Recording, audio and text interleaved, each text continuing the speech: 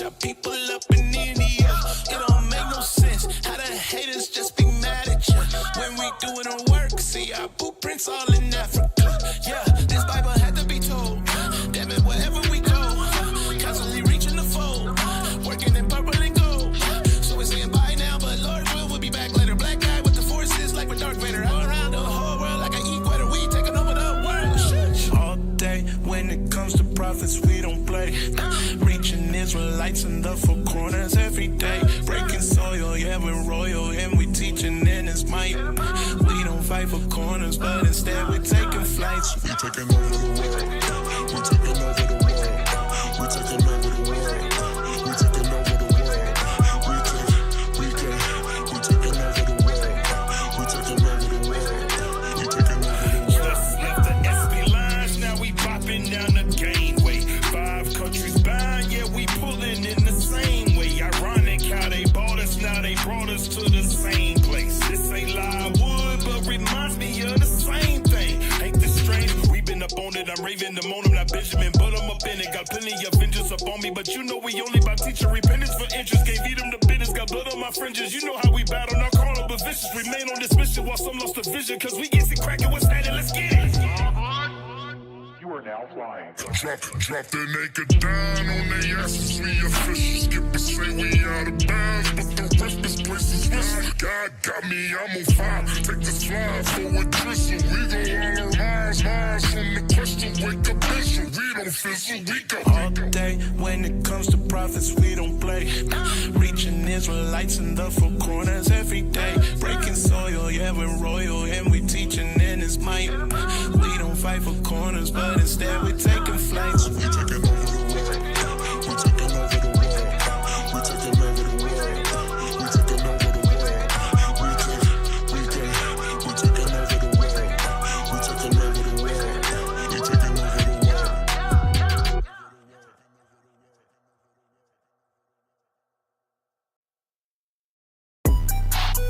Cover, hey, Dream Team, huh? Yeah, hey, yeah, hey, let's go. Yeah. Stand up, let's go.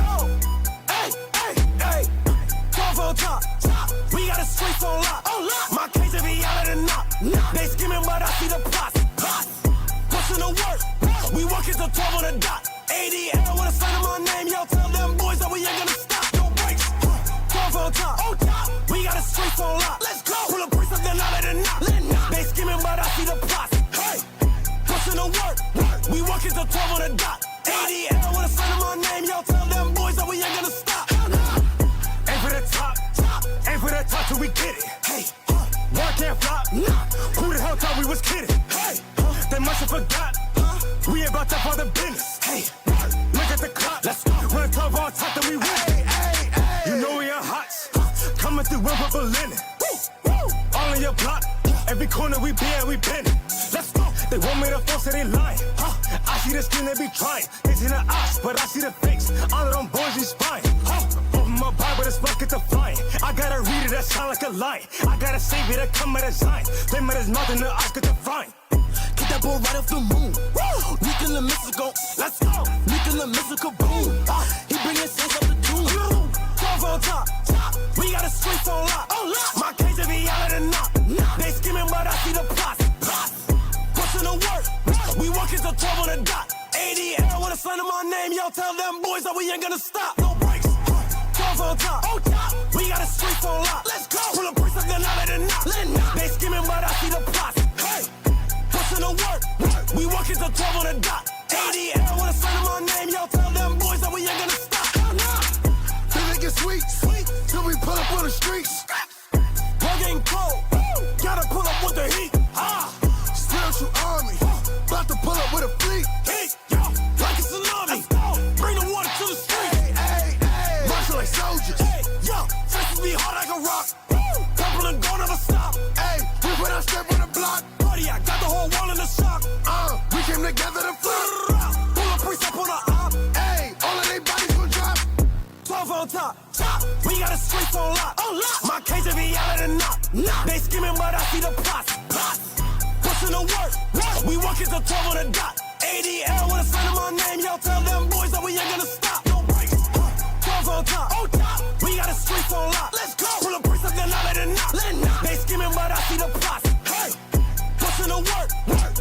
the 12 on the dot. ADL with a sign of my name, yo, tell them boys that we ain't gonna stop.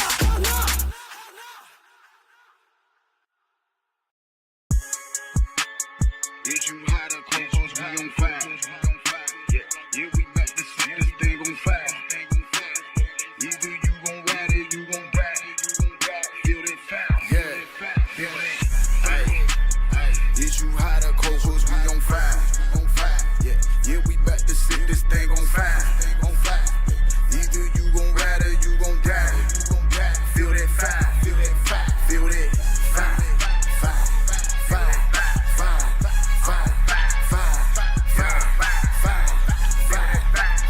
Yeah, we back to set this thing on fire. Is you hot or cold, cause we on fire. Look the devil in his eyes, watch him nut up. Yeah, they mad, we tell the black woman to shut up. When you see us, hell yeah, we back to cut off. Sit the record straight, they think they got run up. I was ratting with my gun out. Had to put that blunt out. Had to pick that Bible up. My grace was about to run out. Correction got them running. Cut them up like onions. You know how we coming. 12,000 times a dozen. Yeah, I'm gonna be beamed up. But I ain't no pyro. I need a window seat. Like Erica Badu. Did it to the wedding. All I said was I do. All gas, no brake shoes. Stump them out with my camp boots. Is you hot or cold, cause we on fire. Yeah, we back to set this thing on fire. Either you gon' ride or you gon' die. Feel that fire, feel that fire.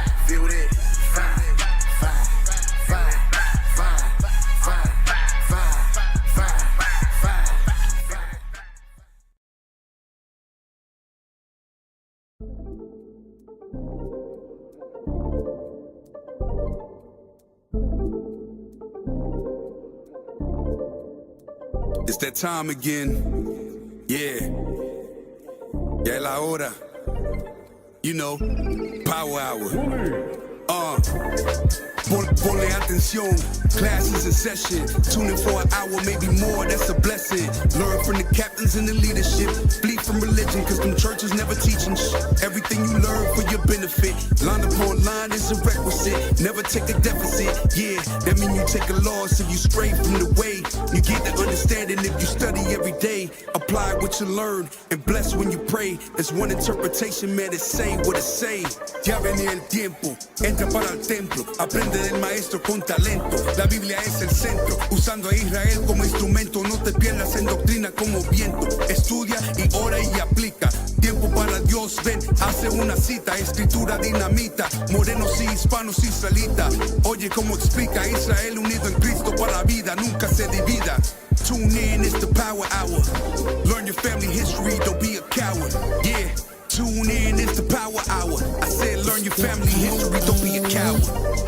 Yeah, history to learn. It's the power hour. The 11th hour. Tune in to your history. You know it ain't no mystery. Power hour. The 11th hour. You don't know your history. 11th hour. Power hour. Shalom. Welcome to the Power Hour Plus. They hear the they hear us laughing in here. If you knew what we was talking about. Well, I don't know. Maybe they do know. If not, they would have been commenting. They would be like, "What are you talking about?" Like last time when the audio was on. Right. It may be about to go down. Yeah, it is. I don't know if I want to. I want to talk about it, but I don't know if I'm gonna talk about it now. I don't know if I'm gonna talk about it now. That thing is provocative. I don't know. We was kind of going with that.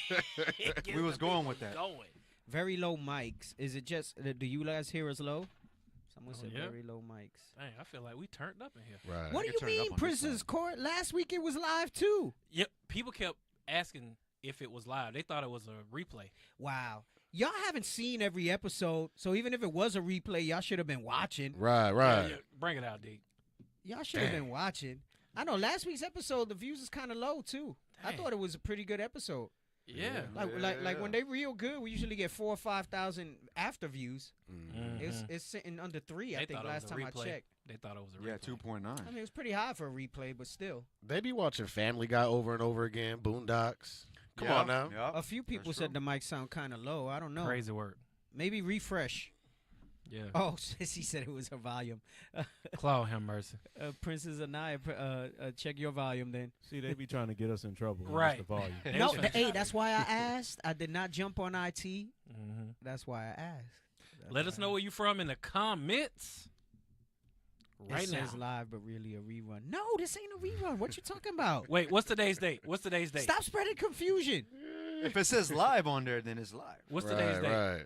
Right. Does it say live? It's the 11th. Yeah, December. Brother, Deacon's reading the live comments right now. No, like really. Come on now. Is it live? Is it live? No, it's live. It's live. We live. Look at me. We live. In vivo. There you go. In vivo. In vivo. Hey, don't we have that soundbite? We live, baby. We live. Yeah, we live, baby. You go, IT. Yeah, baby, we live. Benson back there. There we go. Okay, like we that. got Very Cali supportive. in the house. San Leandro. I don't even. Where is that at? Sounds like San California. Leandro. Yeah, that sounds like California. Dang. Okay.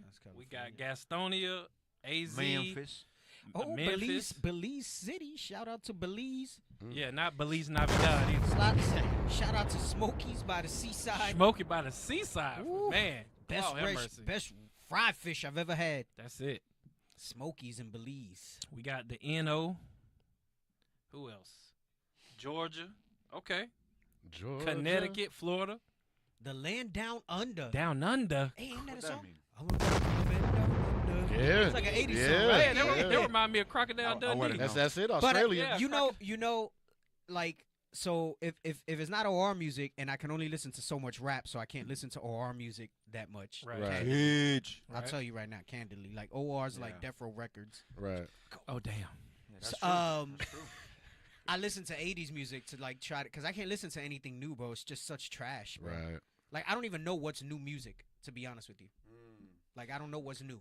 Drill is I very popular now. I think I stopped like 2 years ago listening to new stuff. Like, if I happen to hear it, you know, like in passing or whatever, Right. then I know. Yeah.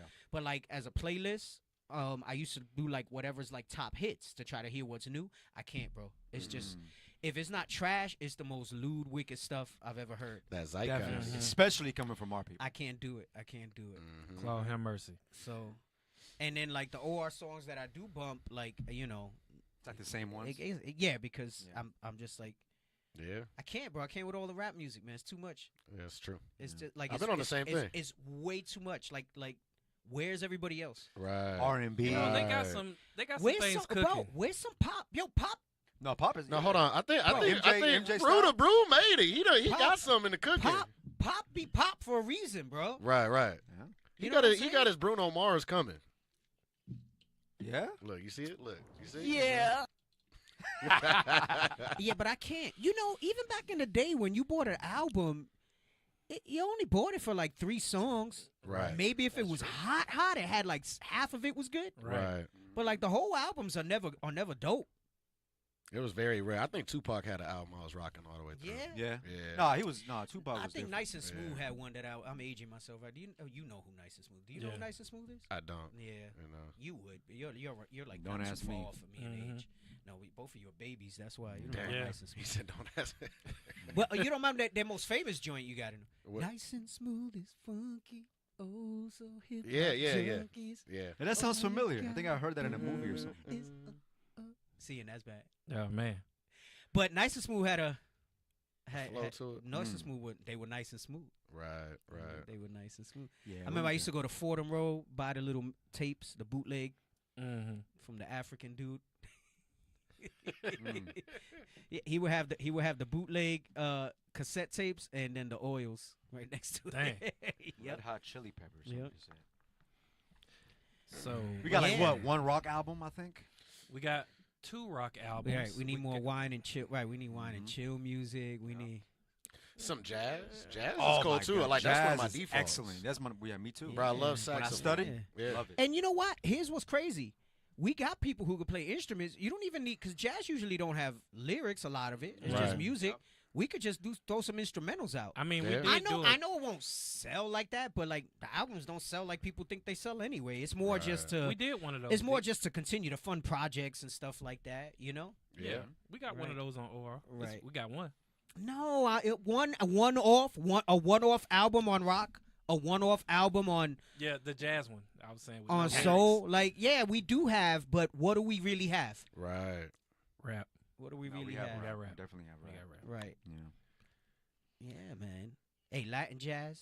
See what you got? See, that's what we're missing. Because I tell you, even the Northern Kingdom brothers, all they want to do is rap. Yeah, that's true. Yeah, this is true. Yeah. Officer Rubin talking to you. Damn. He is pretty good though. MIA. I know, but bro, come on. There's more stuff than just Different. rap. It's because salsa, duranguense, bachata, all that stuff. Music man. is a way of expression. So you got to be. Yeah, you know but what I Yaz, mean? you different. Yeah, he different. He said, honestly, I don't like much rap. I wouldn't expect you to. You're different, you know. So you definitely Northern Kingdom. Metal might be the last that we do. Right. Metal. Country. Hey, country. Now you lost me. Now you lost me. Metal. Metal is crazy. Yeah, there's like a handful of metal songs that Yo, are good. imagine a righteous I'm like a front, but Big. Imagine a righteous metal song. No, How would that go? No, we got like Enter that. Sandman's metal, right? Yeah. Actually, Jack Black. He got one that's I think it's called something about the metal. That one's good, and I only know it because when I used to play Guitar Hero, because he has a band. Okay. And his band's actually pretty decent. Okay. Wow. They're metal. No, Officer Shaul got some metal tracks on his. Oh, we have one. Metal I song. don't want to spoil nothing about the country, but you just hold. Yes. You just hold on to your Just seat hold there, on bumpkin. to your britches. You just hold on. Well, I don't know. That's a female, I think. Oh, right. Yeah. So not Just on your hold britches. Okay. You hold on to your seat there, bumpkin. There you go. There you go. When you talk about that country, all right? Why Well, this Yaz drinks milk. she- Of course he's That's not different. Metal with metal. Oh, somebody stop going it. in. Somebody going in the I comments. drink milk too, Oh, like in my gosh, she protein going in shakes. the Right. comments. Almond milk. Don't do that, That's brother. not like metal that. with metal. That's crazy work. Oh, snap. I know, but there's just everything is rap. Is getting and then I don't get as excited as everybody else Yeah, I don't. because it's just like, oh, another rap song. Right. Mm-hmm. Yay. Yeah. There's something missing still too though. We got. I think as a music, as a nation, we're still elevating. Yeah. Oh, I'm not saying I'm a Jack Black fan, but he has some songs from his band that's pretty. That's all right, and they're not Satan-y. Yeah. So, but hey, speaking of milk, if you want to show the little health piece before we get in, because I got precepts, bro. I got precepts. I don't want to go start too late into the meat of the topic. Before we get into the meat of the topic and the bread, Okay. can we get the sin of the night? Mm. Spice mahogany, Okay. manly badge of dignity. Right. Watch right. this. I don't think I've tried Spice Mahogany. I didn't bring it. A lot But of it's sense. very- I haven't tried them all. A lot of It's that it's exquisite, it's exquisite. Mm. It's a very mellow scent, but it has presence. You know, you'll be like, "What is that smell?" Like when you get it into the nostrils, into the sinuses, right? Mm-hmm. It does something to you. All the faculties. Yes, all the faculties, right? So, go to getbeardgains.com. Mm. Get your pack right now. Get 3 premium products, 20% off. Look in the top right corner right here, getbeardgains.com. MBD20, we go drop it in the comment section. Get your 20% off. It's the Feast of Dedication. Hey, and Right. I want to say, I'm gonna commit to it, and I'm gonna make sure that I sit down and get it done between the next couple days. All right. First of all, let's shout out to the Power Hour cups, Yeah, which these are beautiful. which they sitting in a wall. I just haven't put them on the site. Right? I did a small amount. I'm talking, it's like less than 50 cups available. Mm-hmm. All right, to try. If Limited they- edition. Right. If they sell well, I'm gonna get all the radio shows in different colors and stuff like that, and I'll also re-up on Power Hour. All right. We try and do the T-shirts too. I want to do some bundle packs for all your favorite shows and things like that. That's coming down the pipe. But this is sitting in OR. I want to say that this weekend that's gonna pop up. We got the calendars All praises. sitting on them. I want to say that this weekend that's gonna pop up. And because we drop in the calendars, I always feel froggy, like I want to jump. Like so you just want to leap. So I want to leap on some sales. I might drop the price of MBD for a few weeks. Israel loves drop prices. Yeah, man. they I might drop the price. Right. All right. We also got the Matthew. The Matthew 25. The Matthew 14, 25. 1425 collection. Yep. Man, I know they say don't do white after fall, after November or Yeah, but October. who said that though? But that's Esau that say that Thank with you. their fashion stuff. Thank you. We different. I We're got- the fashion police I of the planet. I got I got some white AI art jackets, hoodies, and T-shirts coming out. All right. That's that walk on water. I think we're gonna release some stuff. We're gonna release some stuff. It's about to go down. We're gonna release some stuff this weekend. Y'all, you gotta get some ads ready for me. I'm gonna send you the pics so that we could show them for Sabbath. So after Sabbath, everybody could jump on it. Everybody could jump on it. All right. All praises. Yeah. So we about to do a big product drop. All right. Feast Day garments been out. They out all year. You got to get with your camp because you can only order them through your camp. That's right. Yeah. Because here's what happened. People, other camps, were trying to bite off of us in our colors. They couldn't even be original in their colors. Right. Damn. We seen people pop up, and I mean, you'd think we'd want the business, but we trying to represent us. Right. People was buying our garments just to rock them, right? Straight up. And that's cool on one end, but at the same time, that's our colors for the next couple years. Right. So the garments are only available, all right, through the VIP section, which you do through your camp leaders and your schools, all right? So the garments are available, all right? That is it. Hey, get them some likes and subscribes up right now. No, Sister Brenda. The only days of Feast of Dedication that are Sabbaths are the opening and the closing, all right? It's the opening and the closing, all right? Remember the law. Remember the law, all right? And I'm going to tell you something, because you said Bishop K, and this was something that was said to me years ago, and we don't say it enough anymore. We have to say and support whatever leadership said by what the Bible says. Right. Sometimes we have a tendency to say deacon said, bishop said. But you can say bishop brought this scripture that said this. Deacon brought this scripture that said that. Right. And it's not to get on you, Brenda. I just taking the opportunity. It popped in my head because I remember that would happen a lot. Right. And remember, we don't follow men. We're led by men, but we follow the scriptures. We follow the Lord. But yeah, I mean, then that means people shouldn't be working, and everybody been working this week. Right. As we in the midst of Feast of Dedication. So if you can't buy or sell, then how many of y'all been going to work every day this week since the feast started Monday night? Right. So no, I can tell you with 1,000% certainty, being on one mind and one accord as we are in leadership, you might have misheard what Bishop Kanai said. He was probably talking about Monday night, which was the opening. All right. Which was a Sabbath. Which was a Sabbath, right? Which ended Tuesday night. That's correct. Right. And now we have new moon coming up Sunday night. And then it's a double Sabbath. That's right. Because right after that, we go into the closing of the Feast of Dedication. Sliding right into it with that. So, yeah. Just remember that. So, no. Princess Court, she was saying that we allowed to buy on FOD. So you mean discount? You mean the other sister that said about the green garments? I don't know. I might do a code, like if you buy the calendar. I don't know if I'm going to apply it to everything else.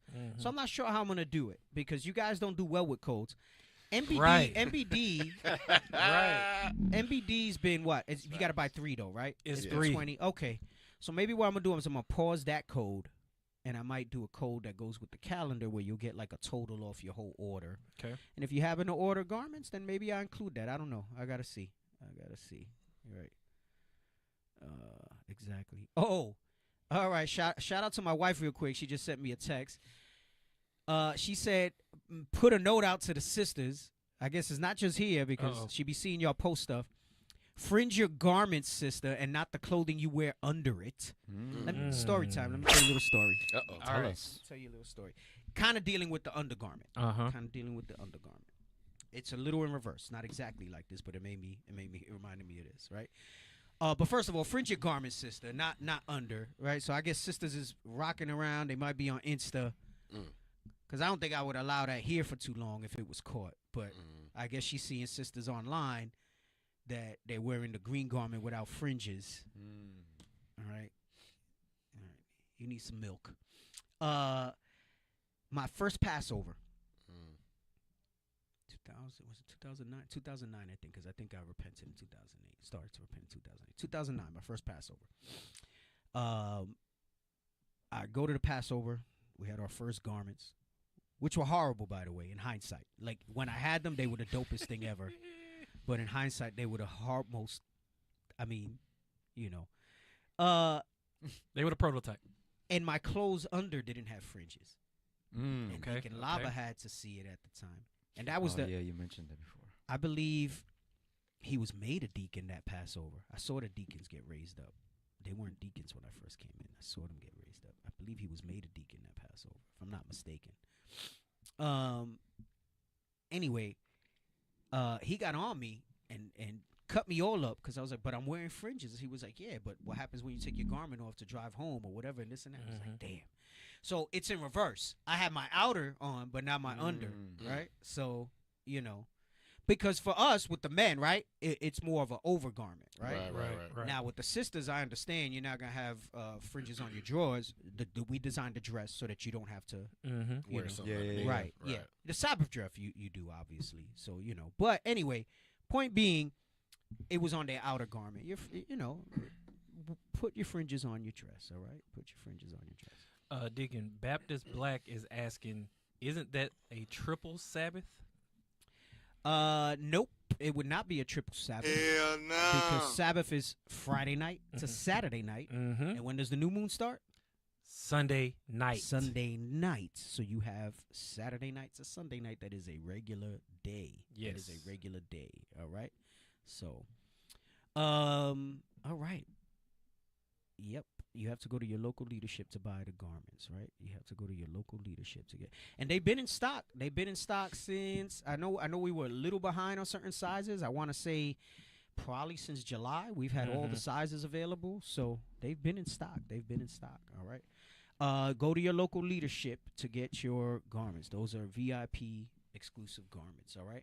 Hey, so like I said, I got some stuff I want to go into. So, speaking of dairy, I guess I'll do this for my health piece because I know I've been posting stuff in the topic chat. I don't want to lose any of that. I was posting stuff from when I was away, Right? that I gotta go over. But today, like the meat, when we get into the power part of the show, Right. all right, and I start going precept upon precept. Line upon line. I just came up with today based on a video that Abiel showed me, but kind of still with the themes of last week. Okay. We're dealing with the remnant of our people, and Easter Island, the dispersion of it, right? Okay. There's some overlap.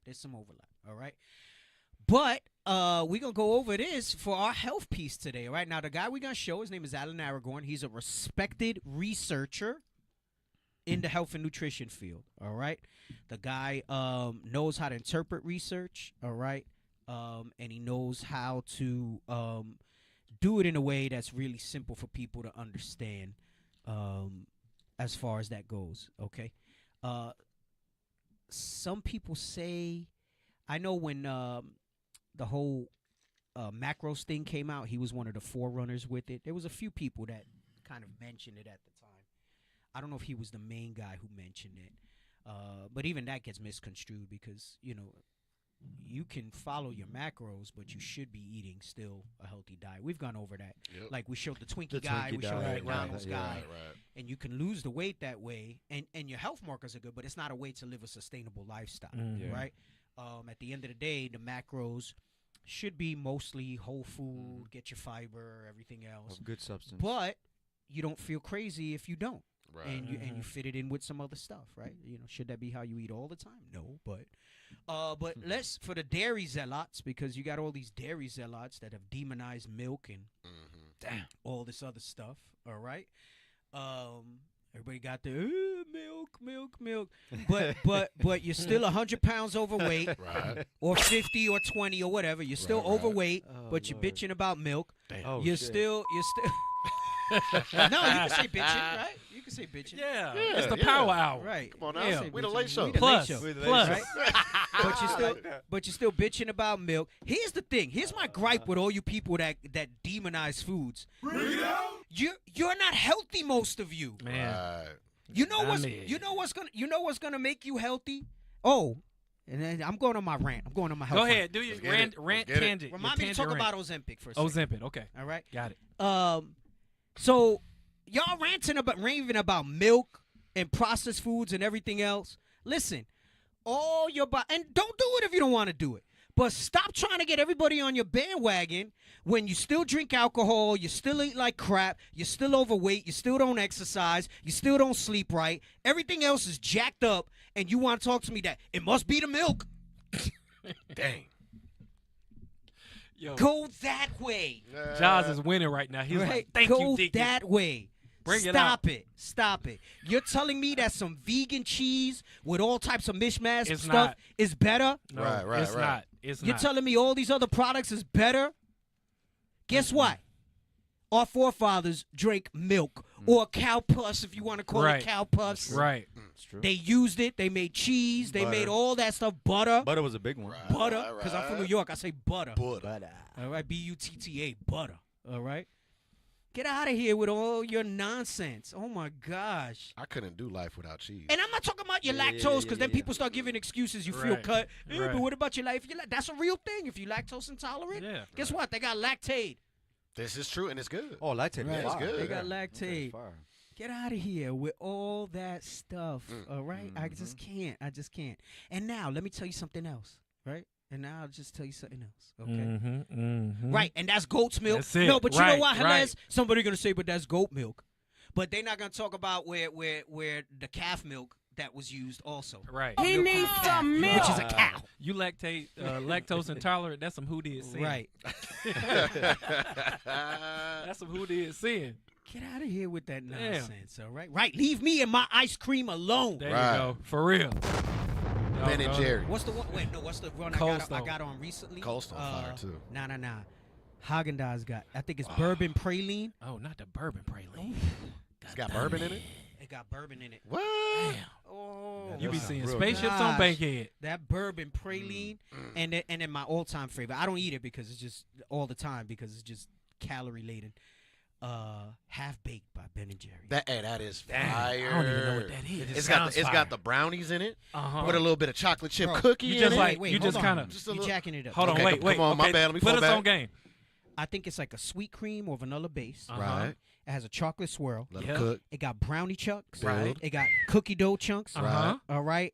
And something else is in there. I don't know if it got some nuts or something. All I know is that it's bomb. That thing is Yeah. fire. It's just Fire. bomb. And that Haagen-Dazs bourbon praline is flames, bro. Damn. Yeah. Start Bro, taking you notes. must Hold you on. must That sounds try. really You good. must try. Bourbon And praline. listen, don't touch my cheese either. Right. Right. Bring it out. Right. Yeah. And we ain't talking about no day. Right. How you spell praline? Oh gosh. Praline. Praline. P-R-A-Y? Praline. Oh god. Praline. No why. No why? No why. But he just said pray. No why. So P-R- P-R-A-I. Yeah. Praline. Praline. Praline. He needs some milk. That's Maureen over there. Yeah, maroon. Right. Vegans hate meat so much, but they always making fake meat. Nah. Yeah. For real. Is that true? That's facts. But look, No, it's look, facts. Oh, okay. no. Look, if I you're say doing meat. something and you're healthy, okay, then do it. Right. But a lot of y'all is BS. You're talking about all this shortcut stuff. Like, show me that you've applied something and it's done something, like Yeah. to change it up for you. You know what I'm saying? Mm-hmm. Go ahead. Go The ahead, Benson. healthiest diet is the one you stick to.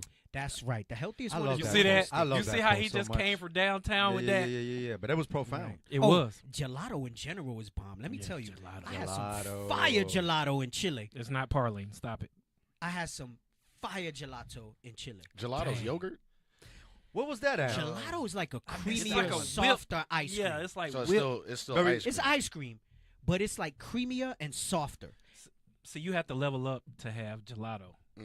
Man, Yes. bro, I had like it was like there was one that had like all the fruits of like chili, Mhm. and then there was and then I mixed it with like a raspberry one because I like anything raspberry, like especially if Okay. it's like raspberry Like a jelly. sort, like a Damn, what the sorbet. hell did I get? I love raspberries like bro. That's you. Bro, Mm-hmm. I F's with raspberries. Dang, see, he beat himself. F's with He raspberries. F's with Matt Raspberry. Okay. Right. No, even raspberries themselves. I throw them with like some vanilla protein yogurt, a Mm-hmm. little bit of honey on it. Well, raspberries and blackberries hit. Very good for you, No, but too. raspberries, bro. Good antioxidants. Raspberry, fiber. bro. Raspberry jelly, Uh-oh. raspberry spread, I ain't had the jelly. real raspberries, raspberry sorbet, Uh-huh. any type of ice cream or cake that got Yeah. raspberry. in it. Raspberry beret. Yeah. The Don't forget raspberry beret.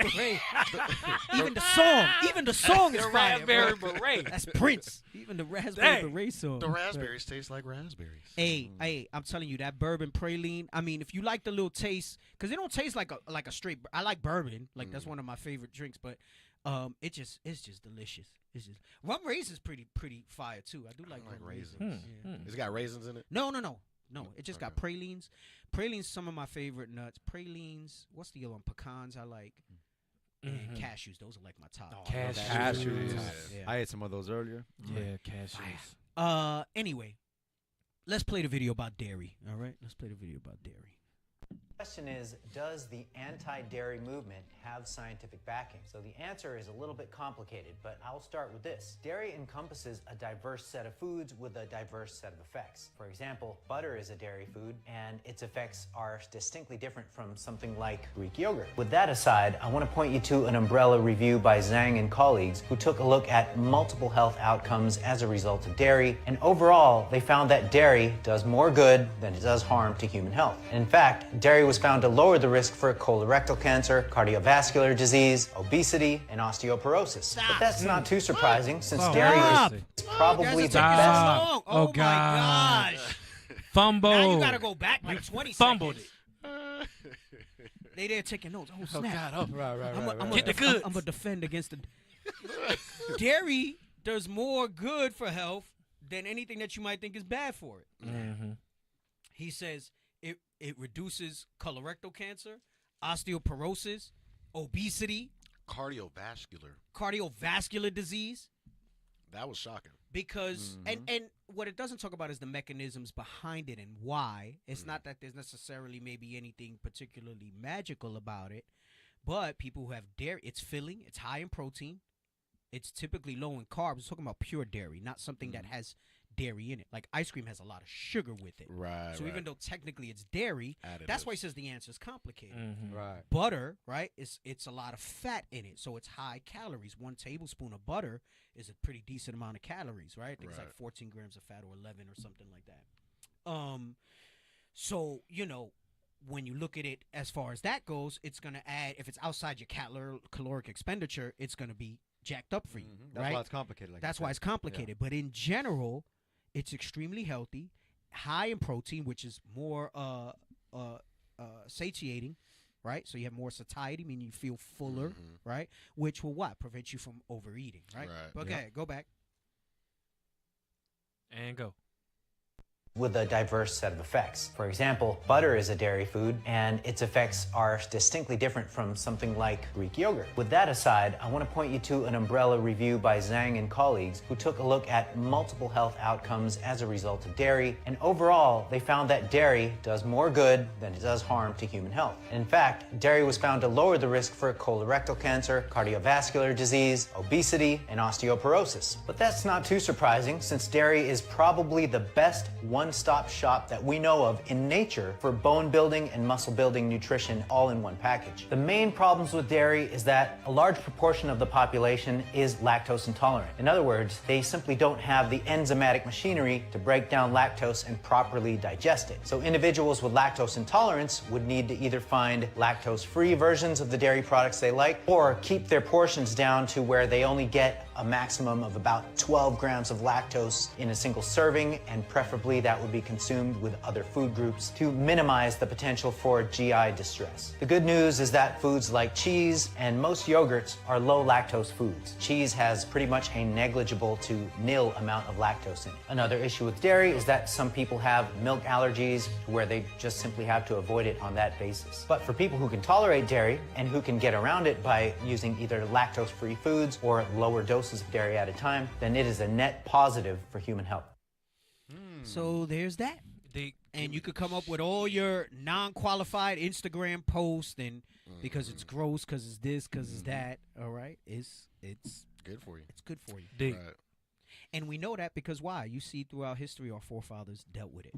I was gonna say that was what I was gonna say. You was gonna say the same? Yeah, like did the Most High put that on the food restriction list? Right. Yes or no? Right. No, he did not. No. So we can eat it. Now, mind you, did you know that milk, when you look it up on the the King James Version app, is mentioned 53 times in the Bible. Mm. Wow, Actually, when you read Isaiah chapter 7, it says, butter and milk shall he eat. Now, mind you, that might be an allegory, of course. But the fact is, if it's an allegory, that Right. means, That means you it's can good. do it for real. Right, right. that's right. You Because it wasn't can't said. make something allegorical Right. if it's not applied. Right, and it wasn't Exactly. said in You the can't use an connotation. allegory for driving if people you don't triggered drive. him. You triggered. Right? You triggered. You You like triggered that, deep. eh? You Like, triggered like, deep. Look, like, look, like look, R. look. Kelly talking about Q2 beep beep. Look at shit. if you wasn't really having sex, he Right. couldn't make that song That's as an right. allegory. Oh That my is God! that You is accurate. triggered. You Right? triggered He- Deacon he- right he now. couldn't have wrote His ignition. shoulders done came up. Look, All right. look. He cooking.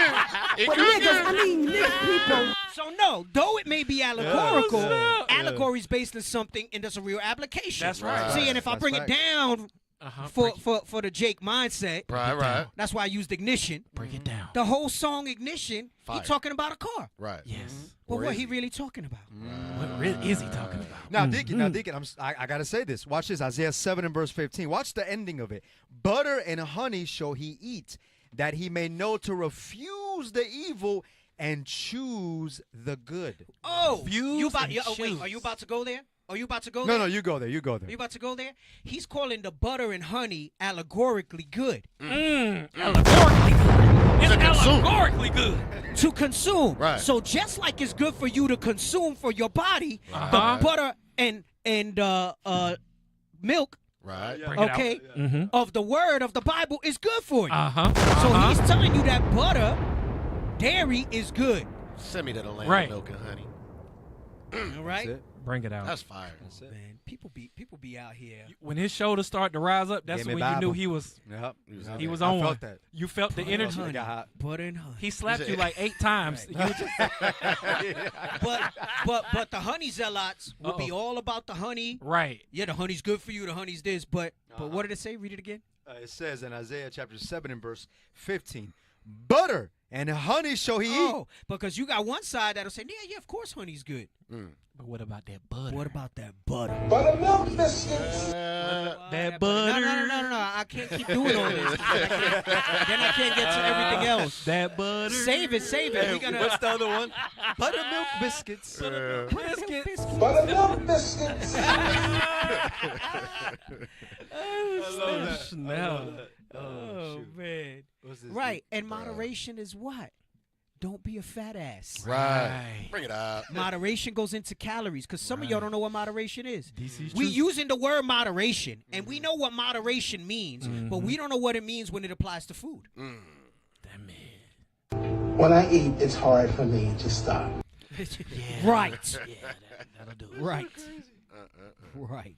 Okay. shoot. Yeah, man. Yo, we turned up in here, dog. It's the Power Hour Oh, Plus. I'm not done. So let me talk about Ozempic. Oh yeah, Ozempic. Oh, snap. So hold what's on. that? Hold on. Because this is another example. Right. I'm actually going to tell y'all I'm pro Ozempic. I'm Okay. gonna say it before I lay the thing down. Okay. I'm going to tell you why. Okay? Right. First of all, it's all in the news. Mm-hmm. And I get a news break with all these freaking articles. And you know, if you look at one, they start sending you more about Right. Right. And the it. And then algorithm. and then they put the clickbait freaking thing. So anyway, Mm-hmm. I've read about it, and plus the influencers I follow talk about it. Mhm. Right? And they're not just influencers; they're qualified influencers. The people that I follow. PhD. Okay. So, right, if you don't know what Ozempic is, it has a bunch of names: semaglutide, Zepbound, Ozempic, Wegovy, Mm-hmm. Mounjaro. They got different names if it's a pill versus a shot. Mhm. Anyway, story time.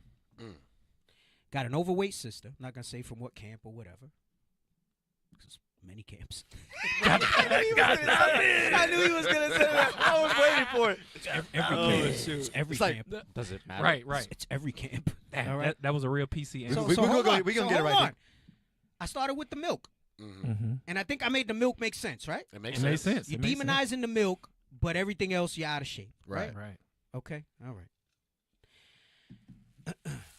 We know that by losing weight to a healthy range decreases all-cause mortality across the board. Right. True. Right. Facts. More than any other single intervention that you can do. Yes. Right? People who lose a considerable amount of weight and go into a healthy range that's not considered obese come off medications. They become facts. they lose the diabetes. Yes. All right. depending on what your cause of the diabetes Right. is. There's for a lot sure. of factors to it. But if it was brought on by your overweightness, all right, cardiovascular numbers improve, blood lipids improve. Everything gets better when you drop enough weight.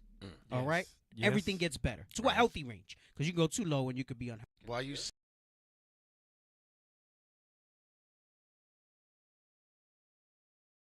Y'all can still hear us. Hold on. They're frozen. They got excited and they tripped on a cord. Are we back? I think we're back. Yep, I see the screen. All right. Oh, we good. They tripped on a cord. Are we back? Okay. Y'all good? All right. Okay, we're back. Yes. Okay. So, Deke, run it back and go. So, I don't know where we got cut off, but we know, right, that reduction in weight and body fat to a healthy range decreases all cause mortality. Meaning, if you had high blood pressure, your blood pressure goes down. If you had high cholesterol, high triglycerides, that goes down. Right. If you had cardiovascular, sleep apnea, different things, that goes down. Right.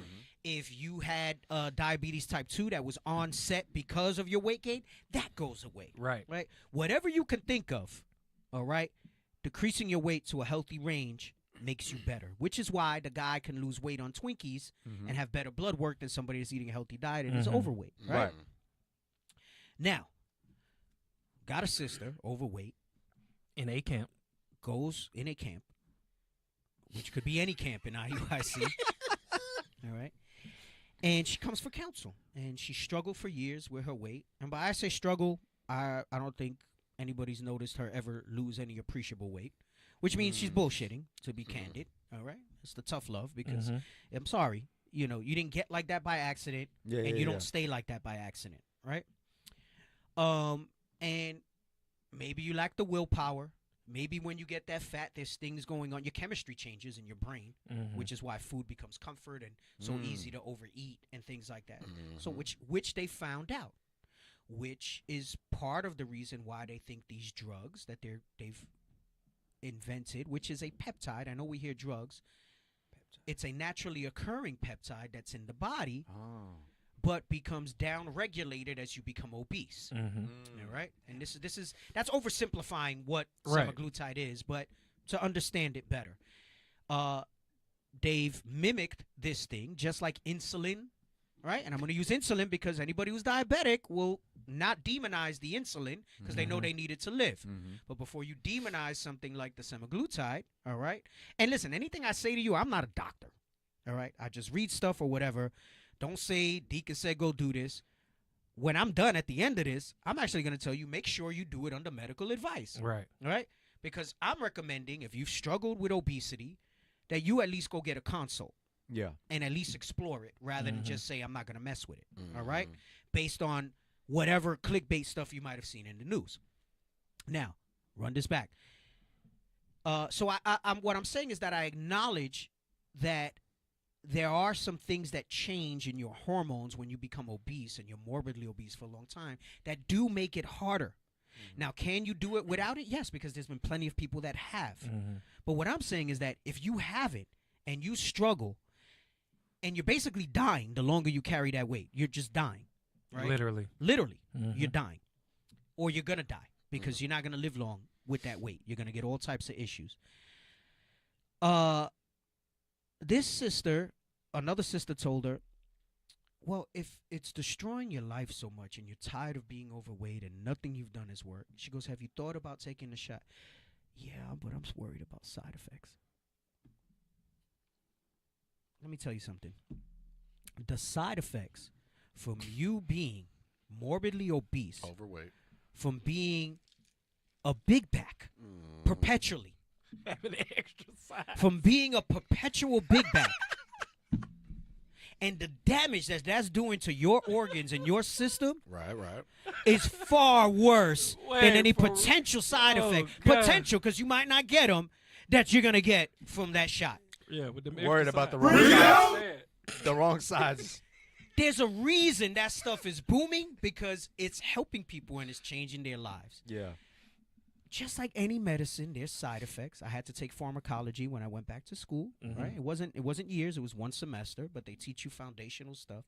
Every drug comes with a side effect. Mm-hmm. But the benefits typically outweigh the side effects, and you try to manage the side effects. Mm-hmm. I'm telling you right now, if you're a big, perpetual big back, and you're going to tell me that you won't do it, like I'm saying that you've tried everything else, Right. and you know you ain't going to rock with it. Because guess what? The shot's not magic.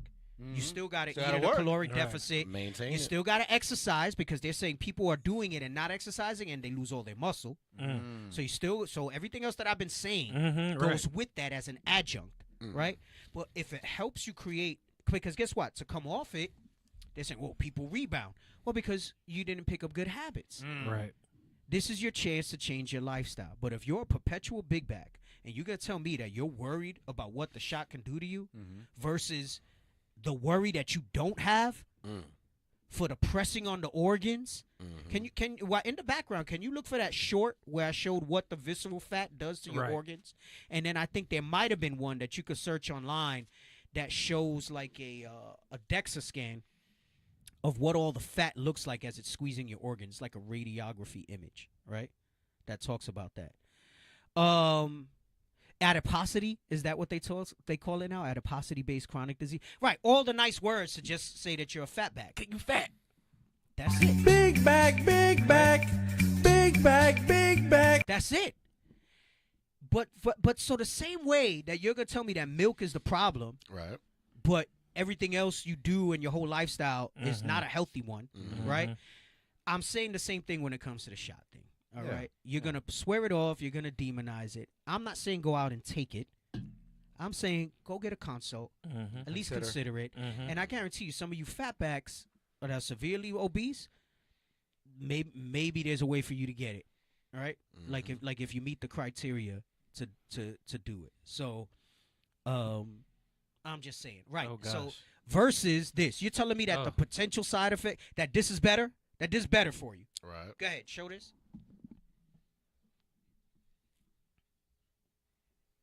At the dissection that we've done so far on this body, especially over here, what's happening with the you side? might Is it have going some into the hints board? as to what you might find when I show you what's inside the body cavities. Okay, stop it and let's Stop listen. it, run it back. Let's make sure that they can hear it. They can hear it. It's just y'all. We gotta switch it over to the other computer. Okay, that's fine. If they can hear it, then I'm okay. Yes, sir. If you look closely at the dissection that we've done so far on this body, especially over here, you might have some hints as to what you might find when I show you what's inside the body cavities. You can see there's the six-pack muscle here, also known as the rectus abdominis, but you can also see how much subcutaneous fat we had to remove just to get down to this muscle. So as we go into the body cavity, I'm going to reflect this out of the way, and you can see... Pause it right there. So first he showed you the subcutaneous, which was nasty as itself. That's the fat between the muscle and the skin.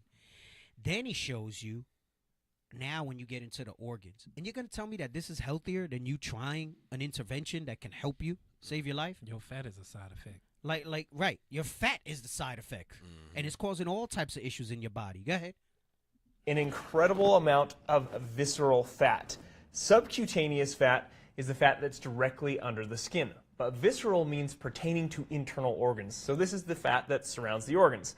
There is, as you can see, a substantial amount of visceral fat surrounding the intestine. Right. Let me just reflect that out of the way so you can really take that in there. But also, look how much visceral fat is around the heart. This is not a healthy amount of visceral fat. If you look close... Yeah, that's a side effect. Right. So you're telling me that that's worse? Doesn't make sense. Doesn't make sense. Do me a favor. Look up umbrella study. And then there should be an AI answer that comes up. We're going to look at those AI bullets. Deborah, yeah. That's fine if you want to go with that. I'm not saying that people should drink milk. My thing is the opposition to milk is unfounded. If you read one article or two, first of all, I'd question where are the sources for it that say those things, because the Bible says different. First and foremost, before I get into explaining what the umbrella study is, bring it out, that showed those results, you cannot be a believer in the Bible and tell me that that milk is bad for me. Right. That's facts. You can't. Yeah. That's facts. You can't. At all. Same way you can't tell me that red meat's bad for me. Bring it out. Give me my steak. Yeah, where's that? Give me that lamb. Because we ate it. Straight up. What'd he say? Give me that lamb. We ate it habitually. Yes, we did.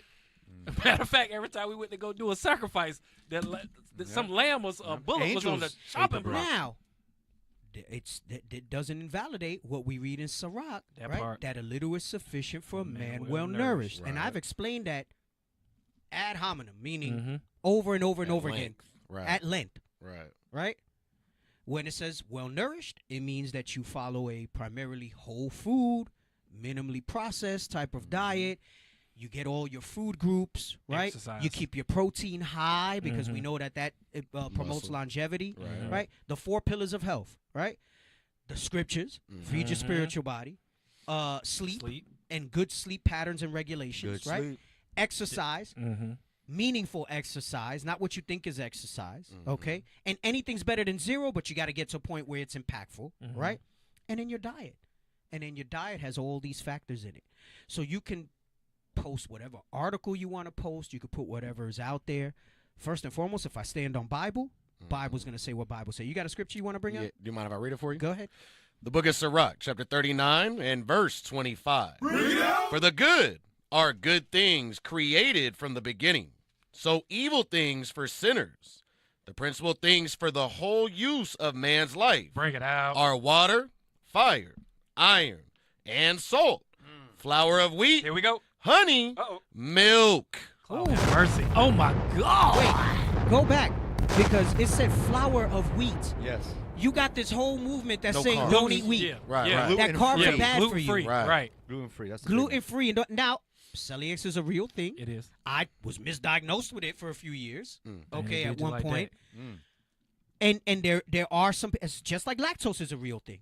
But I'm not talking about that. I'm talking about the generalizations that wheat is bad, right? And that wheat is going to jack. And yes, they have a GMO wheat called tricalcate or something like that. That's not the main supply, all right? Yes, the wheat has evolved, okay?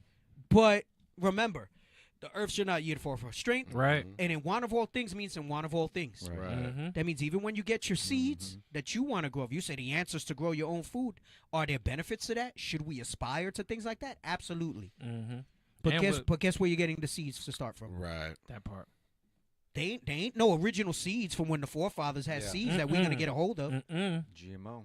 So when the scripture says in want of all things and hunger and thirst and nakedness, it means that. You can't circumvent. Now, should that discourage us from trying to do something for ourselves? Yes, but not for the reasons that you're trying to push and demonize these different things, right? So it said, read it from the top again.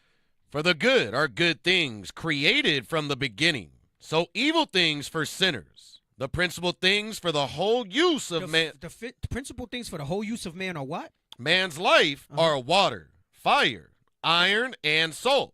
Flour of wheat. Flour of wheat? And I've used the wheat because you're going to demonize milk. There's a group that demonizes wheat and carbs. Flour of wheat. Go ahead. Bread. Yummy, delicious bread. Pizza. Man. Well, that gets a little complicated. Right. But I love pizza. Don't get me wrong. Right. I'm pro Bring pizza. it out. I made the pizzas in the house, which I never showed the picture, but I made the pizzas in the house. Fire. Yes. Right? Moderation, of course. Right. Right? Okay. Moderation, of course. Only had 3 slices. But people be like, no, bread's messing you up. No, it's that you're a fat ass and you eat the bread with lots of cheese, lots of butter. Right. Bread by itself is actually very healthy. It's low in fat. It has a moderate amount of carbs as long as you don't overeat it, right? It has different vitamins and things that you get in it. And even better if you bake it yourself. Lord have mercy. Because it doesn't go through the process where it's stripped of stuff and they put stuff back in, right? Which they call enrichment. But I know that that's not practical for everybody, but your bread that you buy at the bakery is not so bad. Right. All right? There's different things that we can nitpick over, and I might agree with you on some of them about the way food is factory produced, and that certainly has an effect on us. Stabilizers and stuff that they put in food. I'm not saying that those things don't exist, but you're focused on the wrong thing. And Bible says wheat is okay. Go ahead, come on. Honey. Honey is good. Milk. Milk is good Bible and said it's that. necessary, and that's not an allegory. It's not. Right, plain. That's not an allegory. Allegory. He said principle thing. And milk in all its forms. That means Right. you do what you do with milk. Right. Cottage Ice cheese, cream. yogurts. Right. Right. Butter. What butter. Right. Whatever He you gonna needs do with some it. milk. Creams. Right. Okay. Go So ahead. much. Come on. And the blood of the grape. Uh-oh. And the blood of the grape. That's that vino. For That's those that against vino. Yeah, that's that vino. Yep. That's that vino. That's the blood of the grape, right? That vino. So you can say those things, you can be led by those things, right? But that's not it. There's more. Mm-hmm. Go ahead. And oil. And oil. Wait a minute. Oh, the oils. It's avocado oil. Now Oh, look. God. Now look. Now the next thing you hear now, seed oils are bad for you. Right. Seed oils are bad Right. for you. How much oil are you consuming? You That's drinking gonna it? have are you drinking it by the gallon? Right. I don't know about you, but a little bit of oil that you use to cook, unless you deep frying all Right. the time, Right. That's when it gets detrimental. You know what I'm Yeah. saying? Like, really, you're looking at the wrong things instead of yourself, Facts. and application of things that are gonna help you out. Go ahead, come on. And clothing. Uh-huh. All these things are for good to the godly. To good for the godly. And you know what's gonna make you be godly? A little is sufficient for a man well nourished. That's it. Exactly. You count your calories, you know your expenditure, you make healthy choices most of the time with what your food is, right? Listen, if you want to get technical with pizza, unless it's like a overly greased thing from somewhere, Right. the Pizza pizzas Hut. I make for you in my house, I've done the macros on them. Oh, we already Well, know. I can eat a half a It pie. wasn't even heavy on the I stomach. can eat a It half. wasn't. Yeah, Well, it the wasn't. average slice of the pizza I make is about 140 calories. Oh, Yeah, oh that's God! not- I would. With Why you tell me that? With protein and Why you a bunch tell of me other that? vitamins, because you got the tomato That's a sauce. half. So I can eat like 5-6 slices of the Man. pizza that I make you, and it's fine. Yeah. Right, Versus right, like Pizza Hut or something else. There's That's like pizza Right. or something else, and even greasy then, and- there's calorie info on it. They you do, can see yeah. it and know and balance it out. yeah. That's right. I can eat a couple slices of a Pizza Hut thing Yeah. as long as I fit it into my calories and Right, stuff. right. Man. I mean, it might hand me up the rest of the day, and I gotta, maybe do some egg whites or like kind of keep Right. the fat down Yeah, depending on what I'm for doing. sure. But Yep. It's an awareness. Right. that's it. Yeah. That's it. That's the part, Deke, where it says all these things are good to the godly. Yeah, finish As long it. as you do it according to what the Bible says and how much to eat, you straight. Mhm. The honey ain't bad. The butter ain't bad. The flour of wheat ain't bad. If you do it according to the Bible. Mhm. So, to the sinners, they are turned There it into is. evil. Ooh, Who did sin? It says so Who those did things. sin? Who did sin? Right, right. Now that has some layers to it. I know the way Right, we're right. using it now, right? And saying that to a sinner It's it makes sensational. it evil. But what I'm saying is it told you what's good, and those things are good for us, all right? And that's good for us. But you couple it with that, yes, that's Ciroc. You couple it with Ciroc. That's it. Don't get yourself all caught up in this stuff, because what you got to realize is that there's lobbyists behind these things. Right. And the stuff that you see against dairy, it might be another part of the agriculture industry that's trying to get you against. So Right. like the people that demonize beef, poultry paid for a lot of that. Right. Mhm. Yep. Right. What's that? The What's poultry people paid for that. Mhm. And the people that demonize poultry, the beef people paid Right. for that. Eat more chicken. Buffalo Right. Spot got it. Right. They got it. What's that? Chick-fil-A. I think they got something with the cows and. Yeah, Chick-fil-A. eat more chicken, I love eat more the chicken. ads, right? Yeah, yeah. They tell you eat Right. more chicken. They make a joke out of it. Right. But behind that, they're the lobbyists. subconscious They're truth. lobbyists that's Right. against that. Don't Yeah. forget them. The vegans had people with the little security cameras. They Yeah. were going into the meat processing plants, and they would go in there and watch people bash the animals upside the head. Make And you it feel was bad like, about eating make some you meat. feel bad about eating meat and stuff. Hey, Yeah, and that's I've facts. said this before. A lot of people don't know what the little is. They don't know what really moderation is. Right. I implore you, all of you, though it may seem challenging, even if you do it for just 2 weeks, find out what your base calories are and track everything you eat for 2 weeks. I know for somebody, oh, that's too much. I mean, is your life not worth that? Right. Is the body that you want not worth that? Is the feeling and the health that you're going to have behind that not worth that? So it's like, and I'm not saying, and then there's the argument of quality. There's different qualities in milk and cheese, and Right. different, right? For sure, there is, right? One brand might be a better quality than another, absolutely, right? If you prefer grass-fed, it most certainly has a different taste and processing. Eggs, right? Pasture-raised, regular, right? I prefer pasture-raised. I see the difference. I taste the difference, right?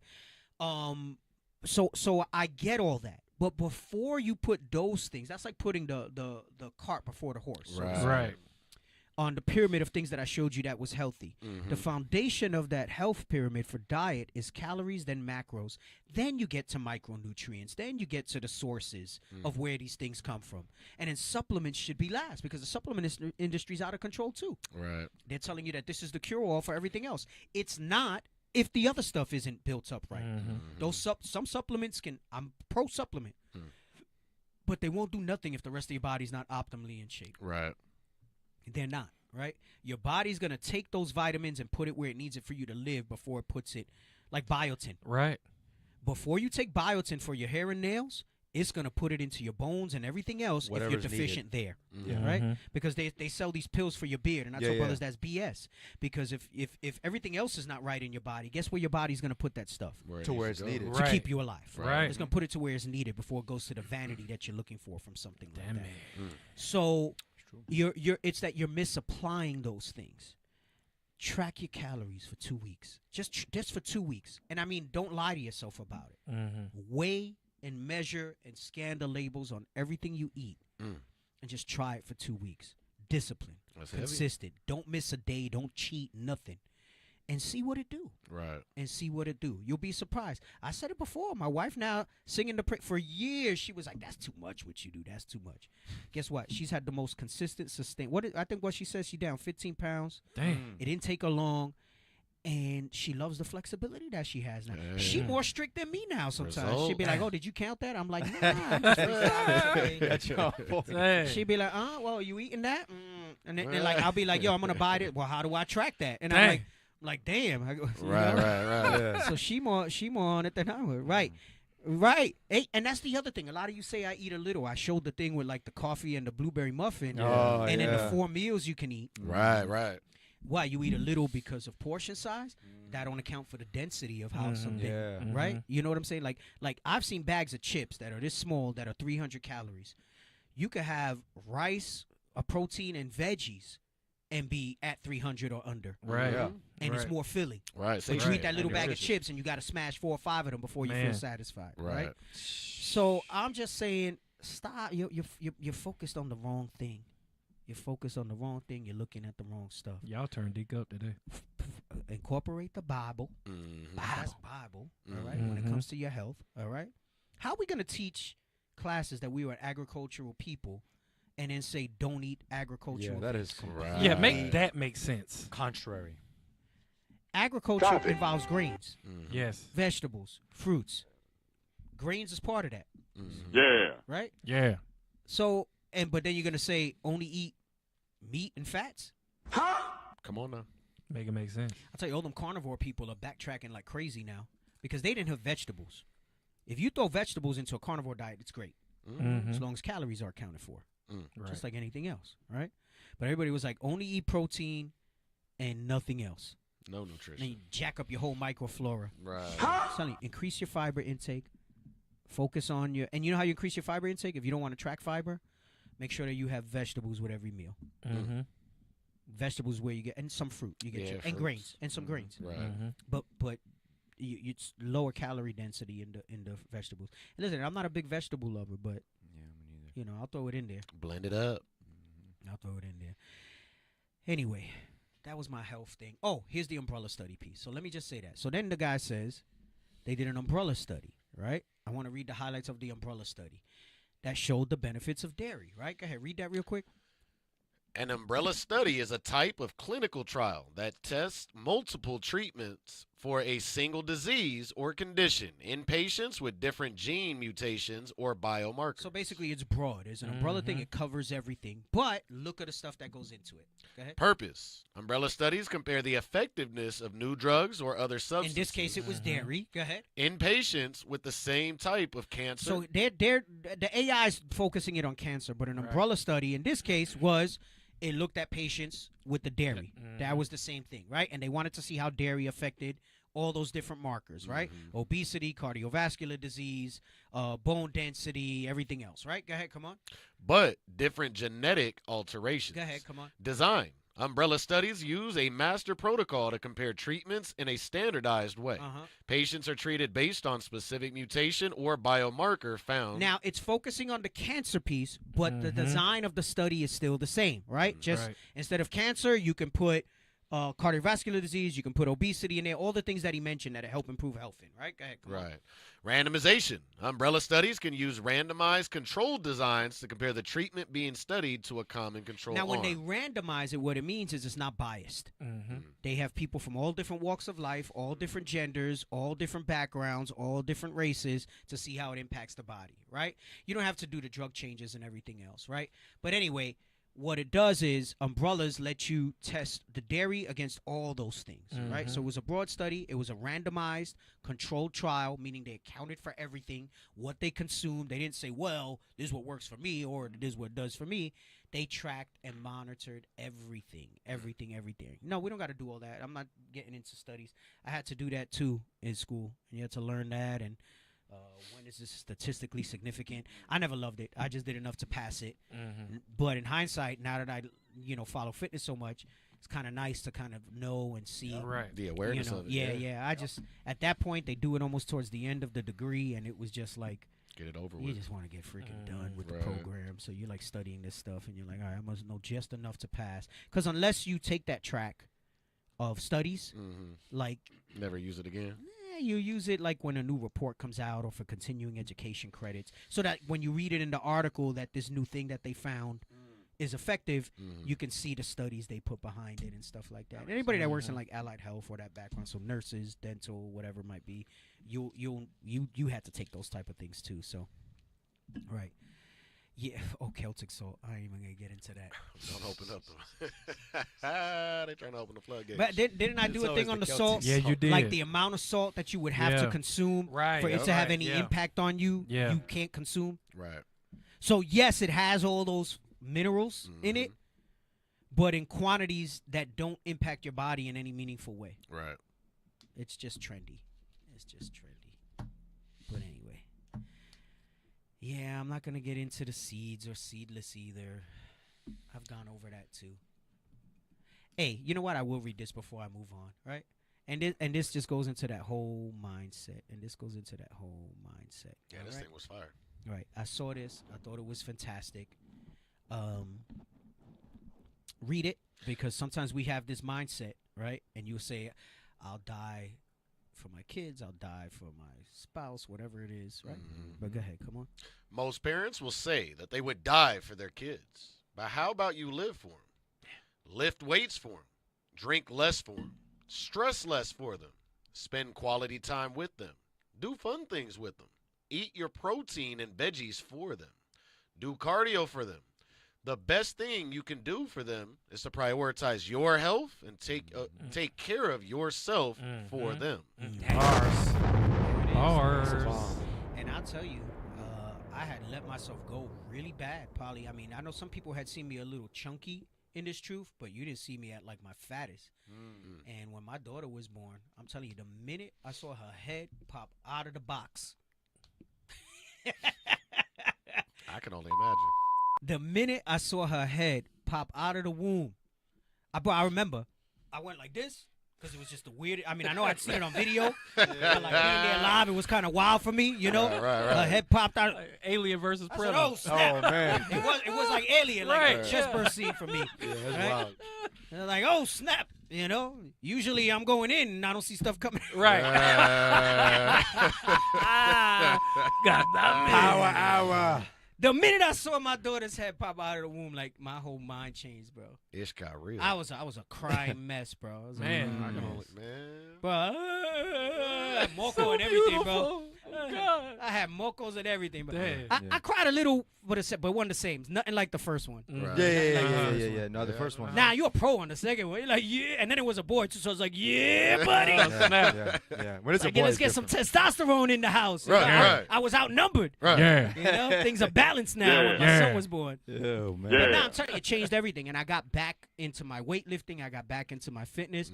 I wound up kind of not maintaining the diet, but I stayed with the exercise. And then I think the second thing that got me back into it was just, I said, you know what? I'm tired of Israel with all this BS. I said, but I can't talk crap till I fix myself. Yep. You can talk crap now. I said I can't talk fat till I fix myself. So I spent the last couple of years fixing myself again. And I'm like, again, I always worked out, so I always was kind of thick. You know what I'm saying? And real thick, not like thick like sisters fat at room temperature thick. Visceral fat. Fat at room temperature. Yeah. Fix it, Be Jesus. solid. Right. Fix But it, I'm telling you, Jesus. the kid thing, you talk about, I'll die for my kids, but you killing yourself every day with different stuff. Right. Why don't you live for them? Oh, damn, my daughter's watching. She just sent me a text. She said, bro, what the heck? Jesus. Jesus. When she heard it, she said, oh, snap. Yeah, man. Anyway, let's move on to the meat and potatoes of the class. We're not going to go over the filthy hole today. Damn it. We was ready. We'll talk about the filthy hole. No, we ain't gonna be here. Yo, stop! I got some precepts for y'all, and you're showing me my Instagram stuff, and I know it's good, but I gotta get this off my. I said I would continue on from last week a little bit. Understood. And y'all thought last week was a rerun, so you didn't even watch it. That's true. Crazy. Right? Damn it. Dang. But I'm gonna go into this thing. I didn't send you the video. Somebody talk while I send this video. Asher, go. yeah, so listen, y'all. Listen, y'all. Milk, butter, It does a body sugar, good. all these things. If it's written in the Bible, you got to take a look at it and consider it to be good. It does a body God. It does. Dang. It does. Now, when you read that 27 again. Verse 27, all these things are for good to the godly. So like we mentioned, listen, if it's in the Bible, it's good, but you have to do it according to what the Bible says. You think Christ was just, eating all this butter and milk to the point of him being obese? Right. Of course not. You think Abraham, when he was doing all this, remember, because he fed the angels, and he made milk, and he made butter and all that. Isn't that in Genesis 18? Yeah. Right? Yeah. You back, Right. Deke? Genesis 18. Go to Genesis 18 Go real ahead. quick. No. They're loading it up. They got a few minutes. Okay. Go to Genesis 18. I sent y'all the Instagram. I don't know if you want to download it or whatever. Real quick while he goes over this. Even when Abraham met the angels, he fed them with things that today we consider to be bad. No, but hey, guess what? One thing I got to bring out, because we know that the angels pretend to eat. Remember, they eat manna. Right. Right? Right. They pretend to eat, right? You read that in Tobit, right? It says it was a vision Apparitions, yeah. when you saw me eat. Yeah. But because somebody that's up on their precepts might say, well, they didn't eat it. Right. But they didn't blast them and say, why you bringing this nasty? Right. I'm lactose intolerant. GMO. Why you bringing me red meat? Right. Do you know that takes 5 days to digest? Right. Even though everything else I eat after is gonna go around it and come out. Yeah, man. That's that old wives' because I've gone over that. Oh, meat stays in your system longer. Yeah. I was told 7 years. Yeah, because everything else that you're eating for 7 years, the meat just sits there and it goes and somehow it goes around it. Right. Like there's 5 lanes in your single track of your intestine. Right. And somehow the chicken and the fish and the veggies you eat goes, excuse me, meat. Get I in. gotta get through. Get into the slow lane. This the veggie gate, and that's the meat gate. Damn. Most asinine stuff that I've ever heard. Right. Don't make any sense. Crazy word. Now, is it a different process to digest all proteins? Yes. For example, fish is lighter and easier to digest. But do you know why? Because the proteins are less tightly wound. Right. It's not as fibrous. It's light and flaky, so it's easier To break down. down. Right? Just like chicken's like a little more stringy, little easier to break down. Right? But it's not days. You're talking about a matter of a few hours difference between how the different proteins break down, right? Crazy. That's right. Hey, as they say, regardless if they didn't eat it, it's the principle of the matter, right? Right. So watch this. Leviticus 18. Read me verse 5. No, Genesis 18. You know what I want. Genesis 18 and verse 5. You done got me mixed he up. done got us mixed up. Right. Come on, man. Abraham, Genesis. Come on, man. The book of Genesis, chapter 18, verse 5. And I will fetch a morsel of bread. Of what? Bread. One more time. And I will fetch a morsel of bread. So Abraham. I love me some Abraham, bread. right. Especially toasty with some Right. butter on it. that butter. Oh, no, we not done. So he said, fetch a morsel of bread. Let's jump down. Verse 7. Verse 7. Come on. Actually, verse 6. Verse 6. And Abraham hastened into the tent unto Sarah. Now watch. Sarah was well groomed. Come on. And said, make ready quickly 3 measures of fine meal. Fine meal. We know what that is. Come on. Knead it. Uh-huh. And make cakes of upon the heart. So she made cakes with the doggone the measures of fine meal. So she made cakes. She used the bread. Come on, Abraham. And Abraham ran unto the herd and fetched a calf. So this goes against those that go against the meat. Here's the calf. Now we're not done. Verse 8.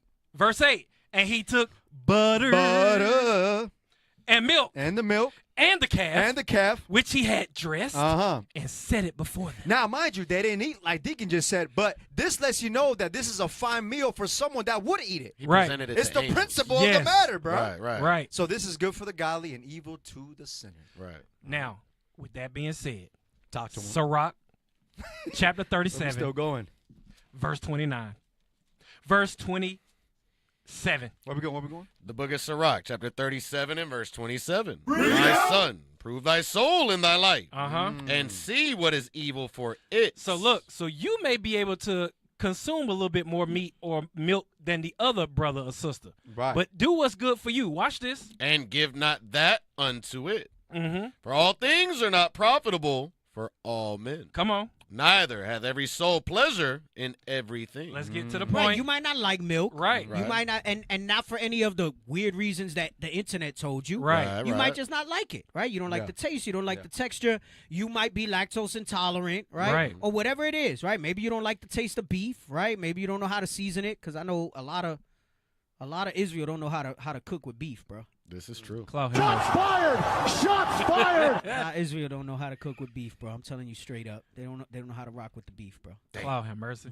Come on. Be not insatiable in any dainty thing, nor too greedy upon meats. Watch your caloric count. Right.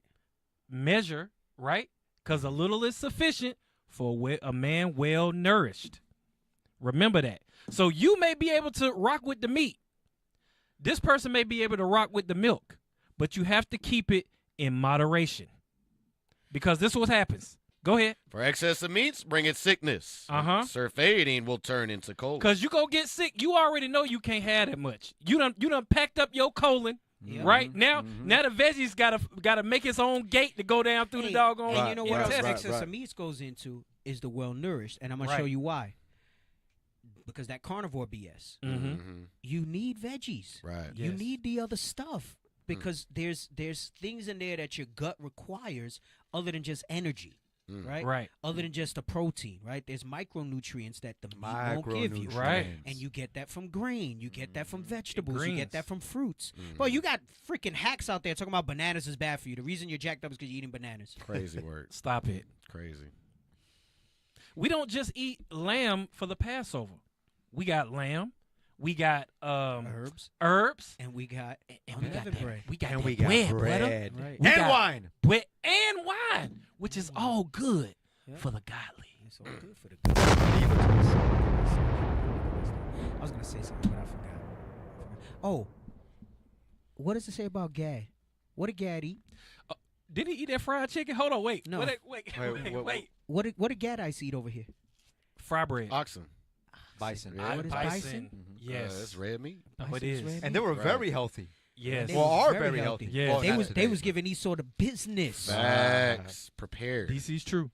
Eating fried bread, corn, and steaks. This is true. Right? They was giving them the business. That was lean. They was giving That was lean machines. and you know that it was significant because what did they do? They killed it all to cut them off. Right. Yes. That was the way they sieged them. They couldn't siege them the way they did us in Israel because we weren't in forts. Gad was plainsmen. They were living on the land. Right. There was nowhere to siege them. So what did they do? In their diabolical evilness, they cut off their supply. They took their oxen before their eyes. We've shown the pictures of it. Issachar, when y'all did the show a few weeks ago, showed the mountains, the piles of the bones of the oxen. Right. That they cull. They call that culling. When they kill them not to use it, but just to decrease the population. They culled all that oxen because they knew that would starve us out. And then what they gave us? Rotten meat. So Pig. So Esau recognized bison as a power source for Gad. Yes. And once they could cut that off, they could weaken them. Yes. That's a diabolical man right there. And I'm not saying that's all you eat. Right. We know we have all these different, and I'm not saying you have your preferences, like you said. Some people, yes. Some people, no. Right? Some people prefer only fish, and that's fine. But I'm telling you, most of you that are spewing this stuff, you're fat, you're out of shape, you're unhealthy. Right. And you're acting like you got something going on. Dang. Dang, that's what Mister said on Color Purple. You're fat, you're ugly, nobody wants you. Anyway. Side effects. Right. Anyway. It's about to go down. Where the scripts at? Yeah, where they at?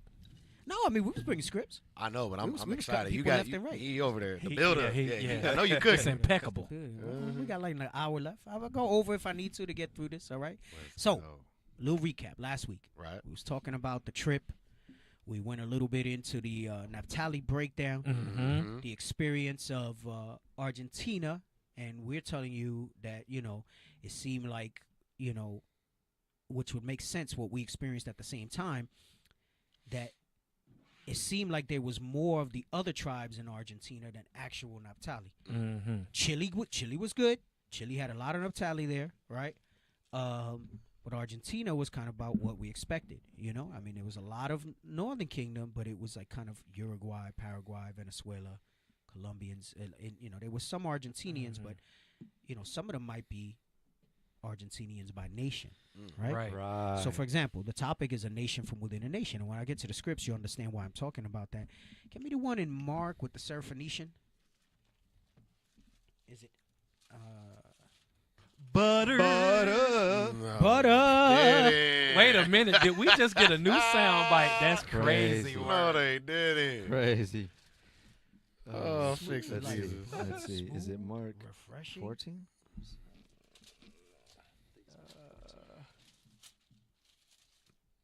Hit that sound bite again. Butter. Oh, man. I always forget where that one is because I'm so used to going to the one in Matthew 15 that I forget the one in Mark. All right.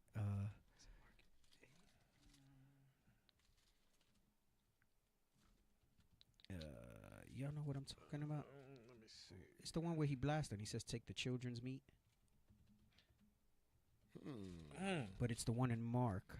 7:20. 7:24. No, is it 7:24? Is it 7:24? Yep. I was gonna say Mark 7, but I didn't think it was. 24 through 29.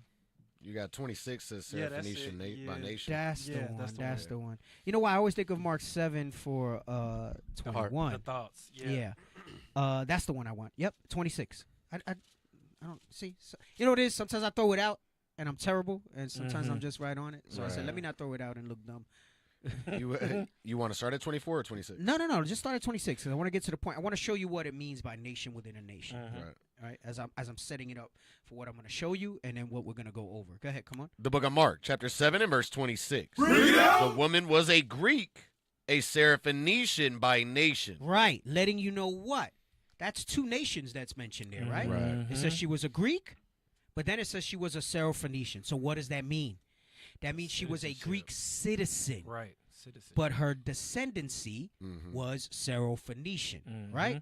Two different things. Just like when you read John 7:35. Let's get that. Come on. The book of St. John, chapter 7 and verse 35. Then said the Jews among themselves, whither will he go, that we shall not find him?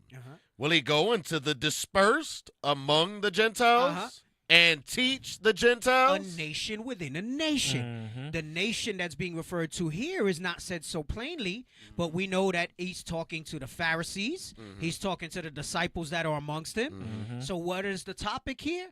Israel. So the nation that's within this nation is the nation of Israel. The dispersed of Israel among the Gentiles and teach the Gentiles, right?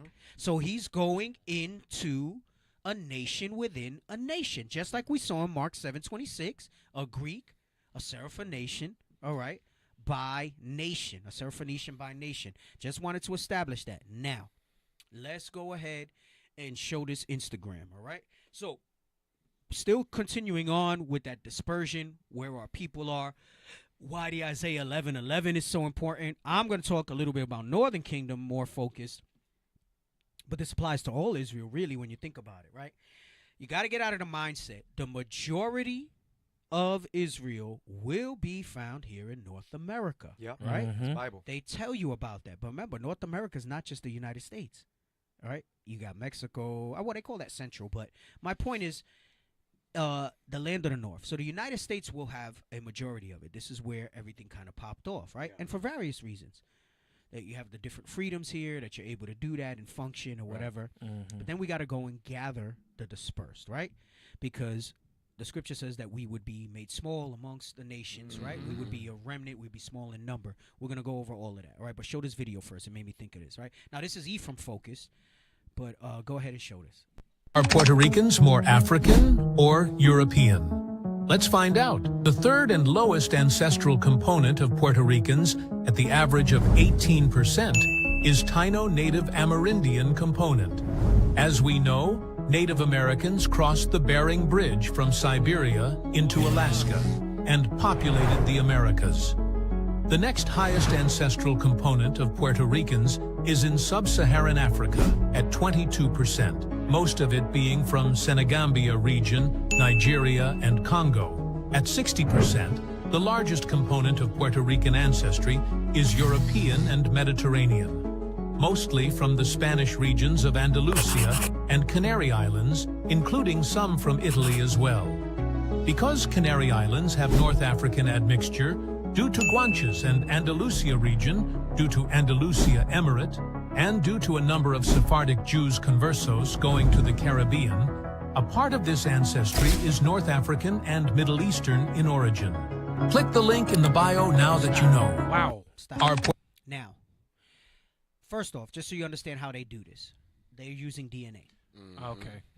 Now, the DNA thing is only as good as what your source DNA that you're comparing it to. How do they know that it's Sephardic? How do they know that it's Spaniard? They're taking somebody who they say is Spaniard, that the world accepts as Spaniard, and they take that as the DNA, right? Some of that is accurate, some of that isn't, right? The main thing I want to focus on outside of the DNA piece, so just understand that the issue with the DNA is that, remember, who does the world accept as Jews? The white man. Yeah, Right. So, if they're going to say you don't have Jewish DNA, because they're going by that, right? Nobody has David's DNA, right? Nobody has Abraham, Isaac, or Jacob's DNA to say this is what we're going to measure it to. If you did, be open and shut case, who the people are. So we go and we identify by the curses and what the scriptures say, right? I want you to look up Bering Strait theory, and we're going to look at the AI piece, right? And then we're going to look at the definition of theory. All right. Talk about scattered, though. Right. So, so in some respect, it supports that, right? There's African DNA, right? We talk about the west coast of Africa, a remnant of Ephraim being there, right?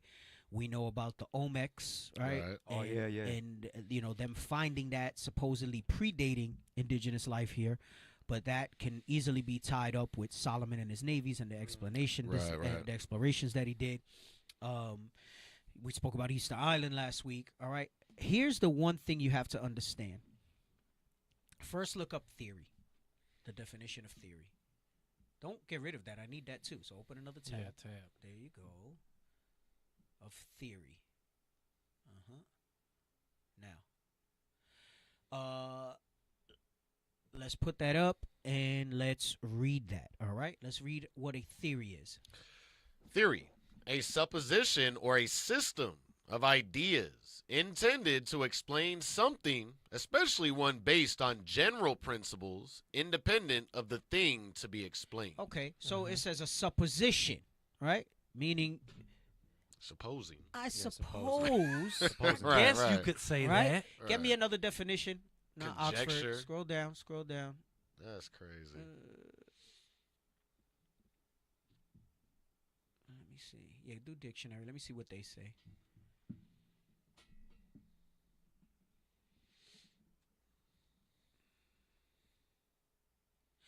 I want the second one. I knew you. Yeah, I saw that. A proposed explanation whose status is still conjectural and subject to experimentation in contrast to well-established propositions that are regarded as reporting matters of actual fact. So a theory is not factual, but an absence of them being able to have a consensus on what is factual and actually prove it, all right? What they do then is say, this is what we're going to accept in the meantime until something more profound comes along. Right. Now, drop it, go back to bearing straight theory.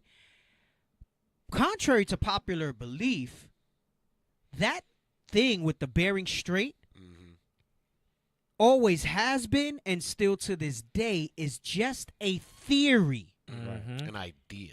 It's an idea. It's a supposition. It is not based on fact. So you got a bunch of haters that come in and say what we're showing biblically, that we're Asians, that we're Mongoloids because of the bearing straight theory. You simple jakes. All right? That is part of Psalms 83 and that crafty counsel. And what we're going to read as far as the division of our people to keep us in that state where we don't unify, right? It is just a theory. I believe when I went back to college, I think in my English writing class, I was able to pick whatever I want. I was kind of only 3 years in the truth, I think, at the time, or maybe 2 when I went in. And I chose to debunk the bearing straight theory. He let me use the Bible as a source so long as I had other academic sources. I used the bearing straight academic sources. And I broke that thing down in a 10-page paper explaining that that was a theory, and I gave the alternative based on what the scriptures say. Right. I got an A. That's okay. Did you get to present it or like to the people? I think he liked it so much, I did a small presentation for a few people who had like good papers. So I did something. I was always good at writing, though. I remember when I had to take advanced writing to graduate as like an extra course. The guy found out my major, and he was like, "Why aren't you like a writer?" He was like, "You should be doing writing." And I said, "Writers don't get paid." I said, "Writers don't get paid." So right. So understand that the bearing straight thing, that's not accepted. It's never been proven. It's just what the world accepts. And who runs the world? Edom and the crafty counsel, all those nations that you read in Psalms 83. Let's read this about the bearing straight theory, just some bullet points that AI has gathered for us. The bearing straight theory, also known as the Bering Land Bridge theory, is a scientific theory that humans migrated from Asia to North America across a land bridge that once connected the two continents. It's a theory. It's a supposition. It's a placeholder until they accept facts. But I'm going to show you before we're done when they're going to accept facts. Right. And it ain't going to be till the Lord come and show them who we are that they're going to accept facts. So this is going to remain, and people will accept it as fact. And some of you simple asses accept it as fact. Okay? Go ahead. Come on. Explanation. During the last ice age, low sea levels exposed the land bridge called Beringia, which connected Siberia and Alaska. Humans may have crossed the bridge between 12,000 and 14,000 years ago. May have. Living off the land's plants and animals. First of all, they call it the Ice Age. They say it receded, but somehow stuff was growing in this frozen tundra. Make it make sense for us to live on, because it's not like a walk down the block. It's not like a marathon that even you can run it in a day if you're fit enough, right? This migration would have taken forever, and then not to mention getting through. How the hell they survived and took that journey through? But anyway, there's all types of holes in it. But this is what they accept, right? Go ahead, come on. Evidence. Clovis points. Spearheads made by Stone Age Americans are one piece of evidence supporting the theory. So they found a few little archaeological things, which could just simply mean we took some trips up that way. Right. And they say that means that's what we did. Right. But go ahead. Come on. Controversy. The theory is controversial, and there are many competing theories. Other migration routes. That's a competing theory. Other migration routes. I wonder where they get that from. Read. Some believe humans may have also traveled to North America by boat. Wait, by what? By boat. By what? By boat. And we are going to just recap that briefly after we read this theory before we get into everything else. Go ahead, come on. Along the Pacific coast. Early human presence. So they're saying they're still trying to. So even though they'll accept the possibility of a boat, they're trying to say we came through the Pacific coast, meaning Throw 'em Asia off the still. tracks, They're right. trying to say that we came through Asia still, right? Even though we got biblical reference that we're about to reinforce that we've shown many times. Bring it out. Okay, that shows exactly how we made the migration. But go ahead, Butter. Go ahead, come on. Early human presence. Early human presence. Some evidence suggests that humans may have arrived in North America even earlier than the Bering Land Bridge theory suggests. For example, human footprints in Mexico are over 20,000 years old. Now, their dating methods, I told you, is all based on conjecture.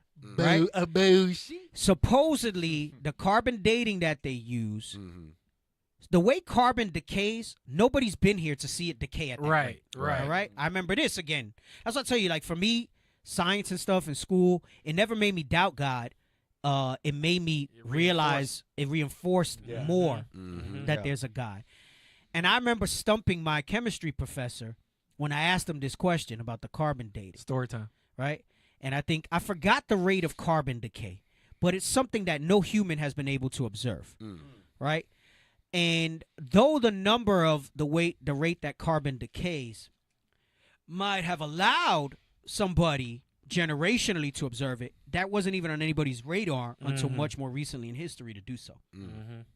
So supposedly they can extrapolate the rate of decay based on other type of factors, which again, meaning it's not sound science. It's a theory. Now, I know you might have some scientific people that'll come and try to support it, but at the end of the day, it was not observable.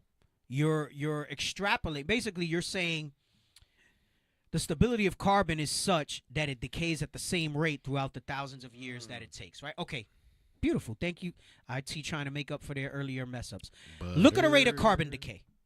Carbon-14 has a half-life of about 5,730 years. That means half the atoms in a sample will change into other atoms, a process known as decay, in that amount of time. Right. So they're saying for carbon to degrade through half its integrity, right? Its half-life, all right? It's 5,730 years. So I asked the professor, I said, how has anybody watched it for 530 years to deem it as accurate? And he chuckled, and he stopped, and he said, it's a very good question. It's a very good question. He said, they observe the observable decay time, and then they extrapolate that it must take this long. But who's to say that the decay doesn't increase as it becomes more unstable as it continues to decay? How do you know that's not an accelerated process? How do you know that the decay isn't half that, a third of that, a fourth of that, right? You can't until you sit down and you have somebody actually take this carbon that you're monitoring for 5,000 years. For 5,730 years. And now, obviously nobody lives that long. Right. Not even Methuselah did. No, right? But you have it on the radar and you keep that same piece of carbon and you watch it generationally. That's the only way that you can say with certainty that is the decay rate of carbon. So it's a supposition. So it's a supposition when you see this dating and the carbon dating. What you did all right? It's a supposition, okay? Drop that. Go back to the theory, okay? Hey, Officer Tobias, spell supposition. Oh, God. SUPPOSITION. Oh, got him. Butter. So go ahead. Early human presence. Actually, read all the migration again because it says boats. Right. Other migration routes. Some believe humans may have also traveled to North America by boat along the Pacific coast. They throw in the Pacific coast, but you just focus on boat. Go ahead, come on. Early human presence. Some evidence suggests that humans may have arrived in North America even earlier than the Bering Land Bridge theory suggests. For example, human footprints in Mexico are over 20,000 years old. Right. They're over 20,000 years old according to their BS carbon dating. But we know that that's not the case. Hey, real quick, I just want to pause real quick. We have 377 watching, but only 278 likes. Jesus. What's up? What's up with that? Get yourself together, y'all. Get it straight. We should have just as many likes as many people watching. So if you know who you are, if the shoe fits, wear it. Take a quick second, although I know you're intrigued, and hit that like real quick. Hit all that right? like button. Go ahead. Native American perspectives. Many Native American tribes believe they originated in their homeland, not in Asia. Right. So, and natives will hold that heavy because of their oral tradition. They say, no, we were always here. Right. Right? We were always here, even though there's a lot of other conflating factors. That's one thing that going into what I said last week about how we believe we're Gentiles so firmly, they believe in that native history so firmly that when you try to tell them that that's not right, they're offended. Right. Because you're coming at their identity, and what they hold dear, especially because of the way Esau did them so corrupt, almost to extinction, right? And that's why I say a large portion of them are probably either sealed already or they're mixed among the tribes, which is the article I brought out that showed that a lot of Judah, I brought the article and the supporting evidence that claim African ancestry are actually Native American. Right. Yeah. So I said, there's no way it's that much Judah. There's no way. A lot of them. So a lot of Gad. So although we're going to keep pushing into these missions with Gad and Reuben, a lot of Gad and Reuben are already here. They're just identifying as another tribe. And a lot of them might be sealed already. Right. Too. That makes sense. Right. Yeah. So you got to look at it from that perspective as well. Right.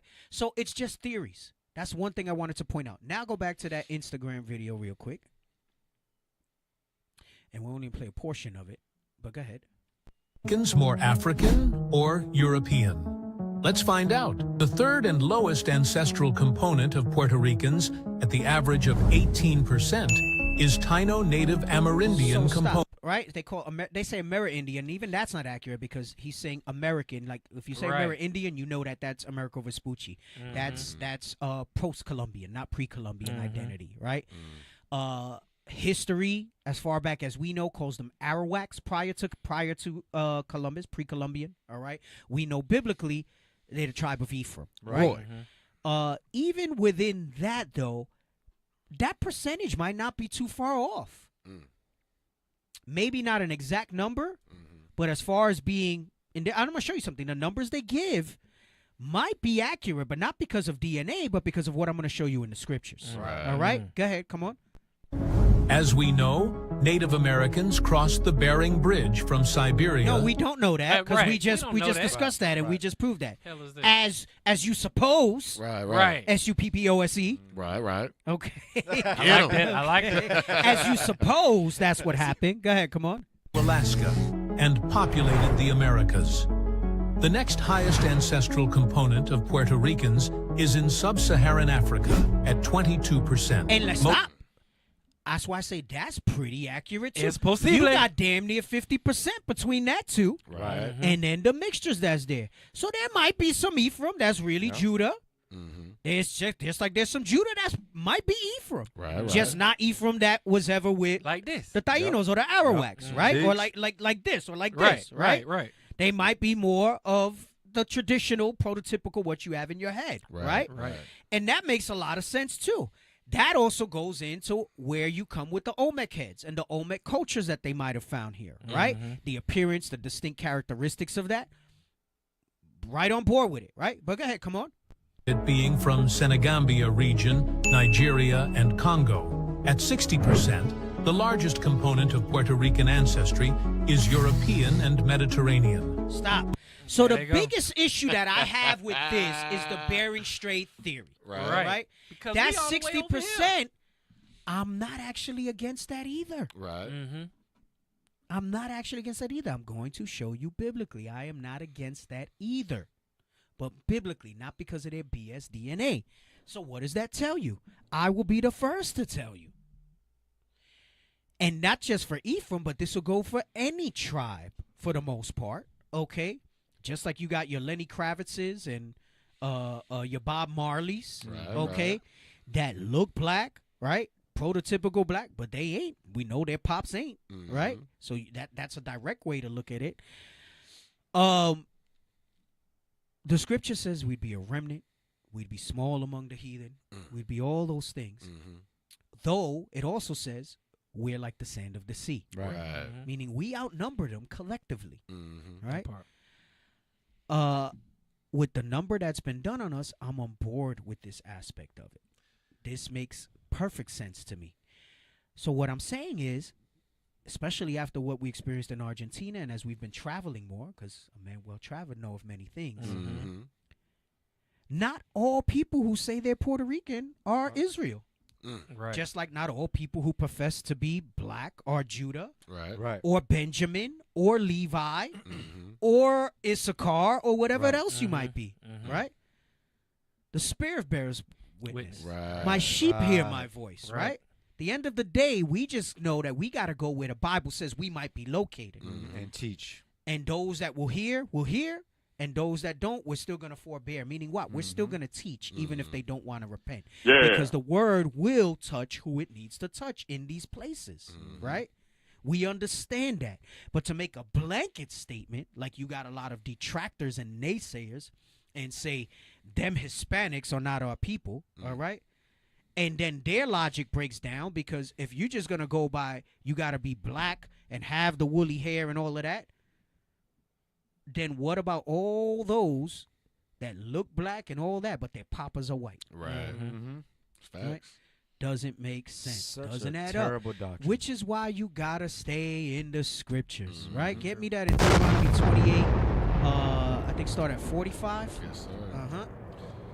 The book of Deuteronomy, chapter 28 and verse 45. Moreover, all these curses shall come upon thee, and shall pursue thee, and overtake thee, till thou be destroyed, because thou hearkenest not unto the voice of the Lord thy God, to keep his commandments and his statutes, which he commanded thee. Come on. And they shall be upon thee. And these curses, come on. For a sign and for a wonder. That's how you identify. Yes, you can go and look at some characteristics of appearance in people, but that only goes so far. If you base your doctrine on that, of who are the Israelites are, you will be sorely confused. Exactly. This is why the scripture talks about the wheat and the tares. And then you got some other knuckleheads out there that profess to be Israelites and say that's not what the wheat and the tares say.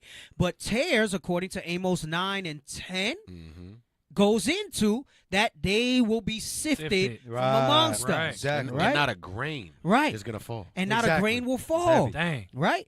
There's another one in the parable where it says, don't try to separate the wheat and the tares now, because you might alienate some of the ones that are wheat, thinking that you the expert on who the tares are. Right. The little ones. Right. Notice it didn't say apples and oranges with the wheat. It's talking about the same house, the same thing, right? So it's the wheats, right? Goes into the same. I'm condensing that, all right? But that's what that's going into. Where we at? Read that again from the top. And they shall be upon thee. And these curses will be upon the Israelites. Go ahead. For a sign. And for a wonder. What's a sign? So that we know in these last days who they are. And then they try to get into the minutia of saying these curses didn't come upon them. And this is why, not just Northern Kingdom, but Southern Kingdom, if you truly believe who the 12 tribes are today, you should be able to defend that doctrine that comes. And a lot of you can't. You know, it is noteworthy, and I don't think it was wrong. Captain Abiel had the brothers, and he was mad. And I get it, and I'm partially with him on this. The brothers in Mexico, he was like, yo, talk to me about some black revolutionaries, and they couldn't. So he had them do a project where they did, and that's great. But where's the reverse of that? Issachar, Naphtali, Asher. How come Southern Kingdom can't talk about Northern Kingdom revolutionaries? Right. So I'm not so mad at them for that, but we need to be able to articulate, because the thing that's attacked, the brotherhood that's attacked, is not who the Southern Kingdom is. It's who the Northern Kingdom is. Right. That's right. And as we move into this 11th hour, we need us, because what's going to happen is as we go out and the Spirit's on us in the Northern Kingdom to do these missions that we're doing and cause many to repent if it be the Lord's will, they're going to start to hear from their Southern Kingdom bucks. So we're breaking down these walls that Christ is black. You got to accept the black man. Don't hate your brother. Right. And then they're going to hear black men say you're not part of this. Right. Crazy word. And when I say black, I'm talking the color, because we all black. Like this. This whole point right here is proving that we're not about racism or colorism. Colorism was some Esau push. Exactly. A man of understanding, a spiritual man, just like we're talking about the food, we're coming to the Bible for the principal things on what we believe. That's right. And even though color is in the Bible, it doesn't talk about, if you're this color or that color, you're not accepted as the Lord's people. Right. Because even David was a certain color. Judith was a certain color who was confused for a freaking Persian. Persian, right?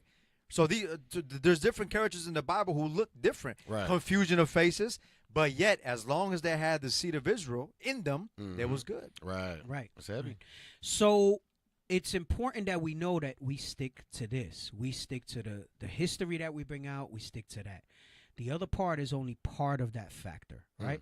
Now, don't get me wrong. Sometimes you can look and you get a strong sense and you say, there's no way. Yeah. You that just, this- Right. Boy, ain't no way, boy. Right. Like, we had our boy up in here. Yep, we sure did. And we just said, let that play out. Let it Yep. grow. Yep. Let it play Let out. him be. right? Let it be Let play sifted. out. Let the sift happen. You know, You don't I'm find gonna that have to read it. suspicious? Get the wheat and tares parable, and just get to the point.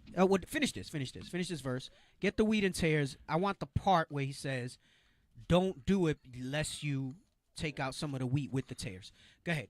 Get this. Verse 46, and they shall be upon thee for a sign and for a wonder. The curses will be upon Israel for a sign and for a wonder. Go ahead. Come on. And upon thy seed forever. And upon thy seed forever. Because you got the other freaking group out there, so-called apologists, trying to say that, you see, all these things happen. But we understand that the judgment's like a ring and things are eternal. And I got an example to show you that within this nation, within a nation, right? To give you that also. But it says upon thy seed forever. And that don't mean one time. It means that we would go through this. So we went through these things almost under every captivity. Every captivity. We were sieged in one. We all these things happened through every captivity. Yes, were there major ones like the siege in Jerusalem? But that wasn't the first time. Right. That might not, and wasn't the last time. Babylon was a siege. Right. Jerusalem was a siege. All those different times that we went through. We were sieged in the time of the Maccabees. Right. Exactly. Right? Exactly. That's right. And you read about those things. But they try to dissect that and say, see, those happened once. When it says upon thy seed forever, it says upon thee, pursue thee, and overtake thee, that it would become our identity. You know why they like to go with that all these things happen once in the scriptures and don't go to the history of the world history? Because then they can try to apply that to what the world thinks is Jews. In the blindness of the veil of what a real Jew or an Israelite looks like in these last days, you can say, see, that only happened when they were in Jerusalem. That only happened here. Because their argument that they're the Jews breaks down, because after that, not even the Holocaust meets the curses. That's right. Right, yeah, at all. Where you read that at? And so after, if you go beyond what just happened historically, where unless you're spiritual, you're blind to, Right. they can say, no, see, those curses do identify the Israelites. And we went through those in the siege at Jerusalem. We went through this under this captivity and that captivity. It's ambiguous. It's under a cloud. It's under a veil. So they can go with that. But when you can connect that with what has happened historically, Time and time again, even after the siege, after the diaspora of 70 AD, all right, then their whole thing collapses. So it's all part of the crafty counsel and why they do that. And they can stand on that all they want and they can do all that, but God's people are going to hear this, right? So now, get to where I said in Matthew, and then I want that one in Amos 9, and I think it starts at verse 10. But go ahead, come on. You want the whole parable? No, I just want the point where he says... The book of St. Matthew, chapter 13 and verse 30. Let both grow together until the harvest. He said the wheat and the tares, let them both grow together until the harvest. If you're confused, you might not be sure, letting you know what? That there might be some that come amongst us that aren't. No, they will. Many of them won't endure the duration of this walk. Right. Because the commandments are that separator, which is another reason why it's so important that camps be commandment bound. Right. That's the separation. That's the separation. Damn. That'll separate who's right and who's not, who's wicked that might be of the bloodline and who's not of the bloodline, right? Wisdom won't enter into a malicious soul. We know that wisdom ultimately is Christ, but it's also by extension the commandments. That wisdom is the application of those commandments, and somebody who's not of these nations cannot endure, who's not of Israel cannot endure keeping the laws for a lifetime. It's not going to happen. So when it says that there'll be tares in the harvest, it's talking about people that might try to join to us later at the end too. All right? I'm trying to briefly cover all bases because people will say, well, what about this? Well, what about that? What about this? Shut up. Go ahead. Read this part again. Let both grow together until the harvest.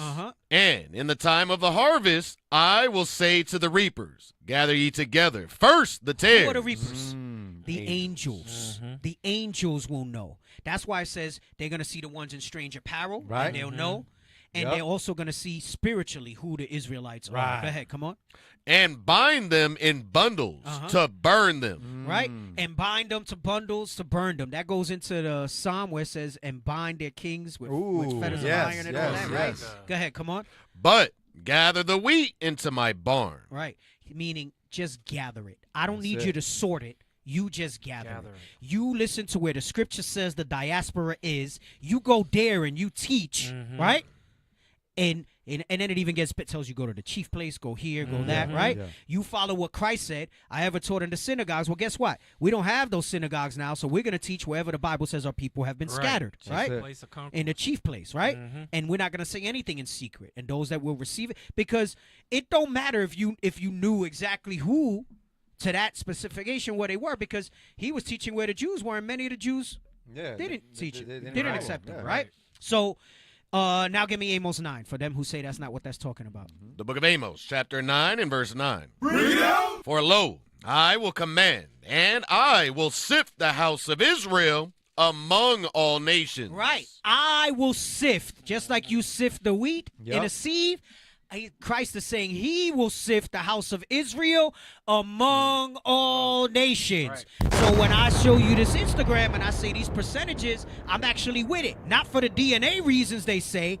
I bash the Bering Strait part because that thing is totally off. But it says that we would be sifted among all of them. So there are a bunch of Spaniards in these places. Just like there's a bunch of imposters amongst Judah, just like there's a bunch of imposters amongst Benji and Levi, amongst all the tribes. There will be tares, right? Is that it on that? Like as corn is sifted in a sieve. Right, but he says corn, but in the parable we hear wheat. Go ahead, come on. Yet shall not the least grain fall upon the earth. Right, that's why in the parable he says, I don't want you to do it, lest you'll destroy the wheat when you try to separate the tares. So I am going to separate. I will send the reapers who know what to look for in those last days of who is who, right? To move that way. And this proves right here the last part where he says, yet shall not the least grain fall upon the earth. It gives more proof. Don't worry about trying to figure out who this person is, that person. The Lord is going to consider the Spirit that will bear witness and establish that in the end with his angels, the reapers. Right. You know what's heavy? The next verse, because it says, you remind us all the time, it says the righteous will scarcely be saved. And you just brought up the point of it don't even matter if you're not applying the commandments. Can I read the next verse? Okay. Verse 10.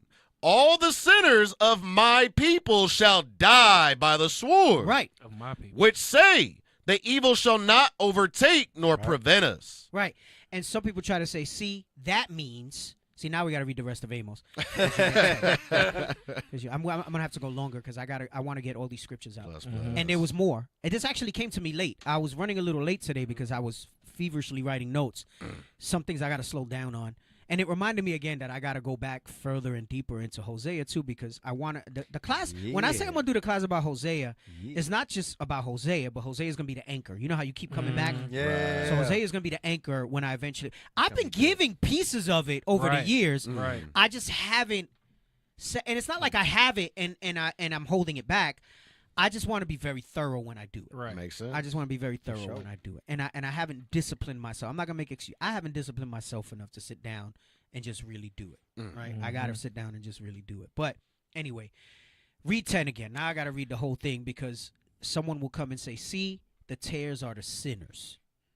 But a sinner's not going to endure in here. That's why we have to judge. That's why we have to put people out, make examples in front of the Congress. So that's not what it's going into. But again, just dealing with people who come with their other doctrines and say that's not what it is. But go ahead, read. Verse 10. All the sinners of my people shall die by the sword, which say, the evil shall not overtake nor prevent us. Right. So part of the tares are sinners of our people. Right. That's fact. Yeah. But that's not all that's talking about. This is a separate thought. All right.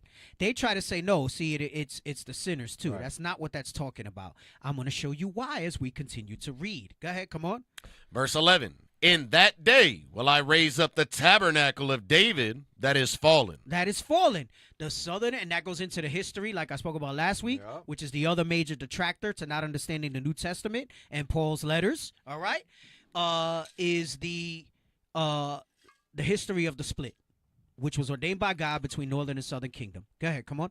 And close up the breaches thereof. When he says, I will raise up the tabernacles of David as in the days of old, when it was one kingdom united under one king. Ezekiel 37. And it's going to be the same, but under the root of Jesse. We're going to read Ezekiel 37 later. Go ahead, come on.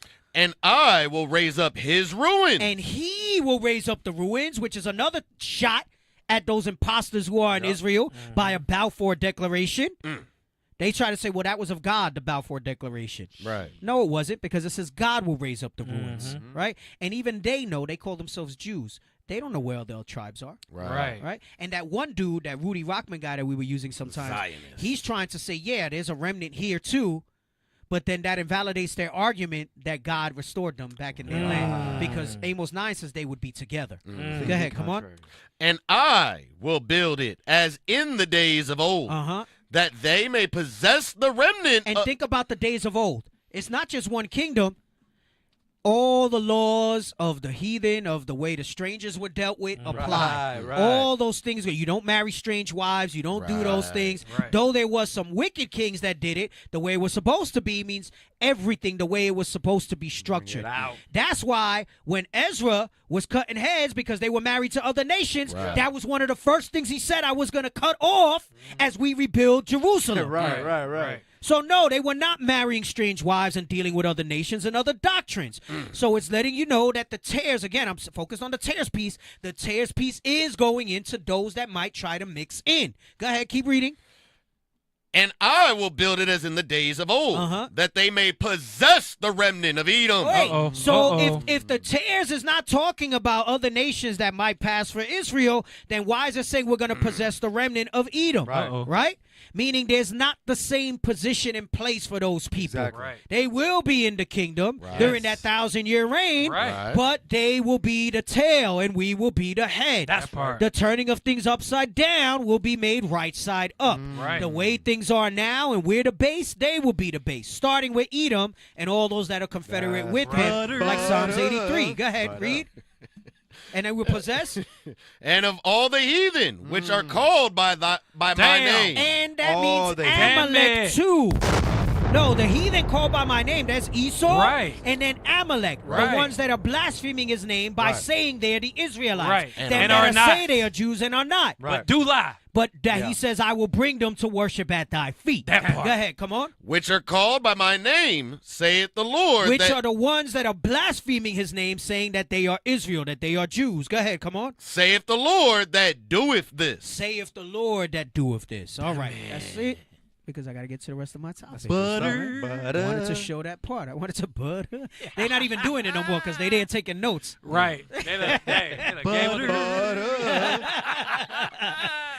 That's what the new. We're gonna run. We're gonna kill it, but that's gonna be the new soundbite for a minute. Now, still dealing with this piece here, right? Finish this video. We could finish it. Get the thought back. From the Spanish regions of Andalusia and Canary Islands, including some from Italy as well.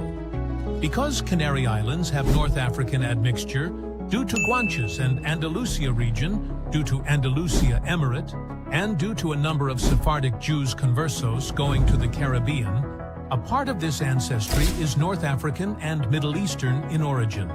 Click the So those what they call Sephardic Jews coming to the Caribbean, they're not talking about us like what you read in 2nd Ezra 13 coming by boat, right? Remember that there was the other theory. 2nd Ezra 13 talks about us coming by boat, right?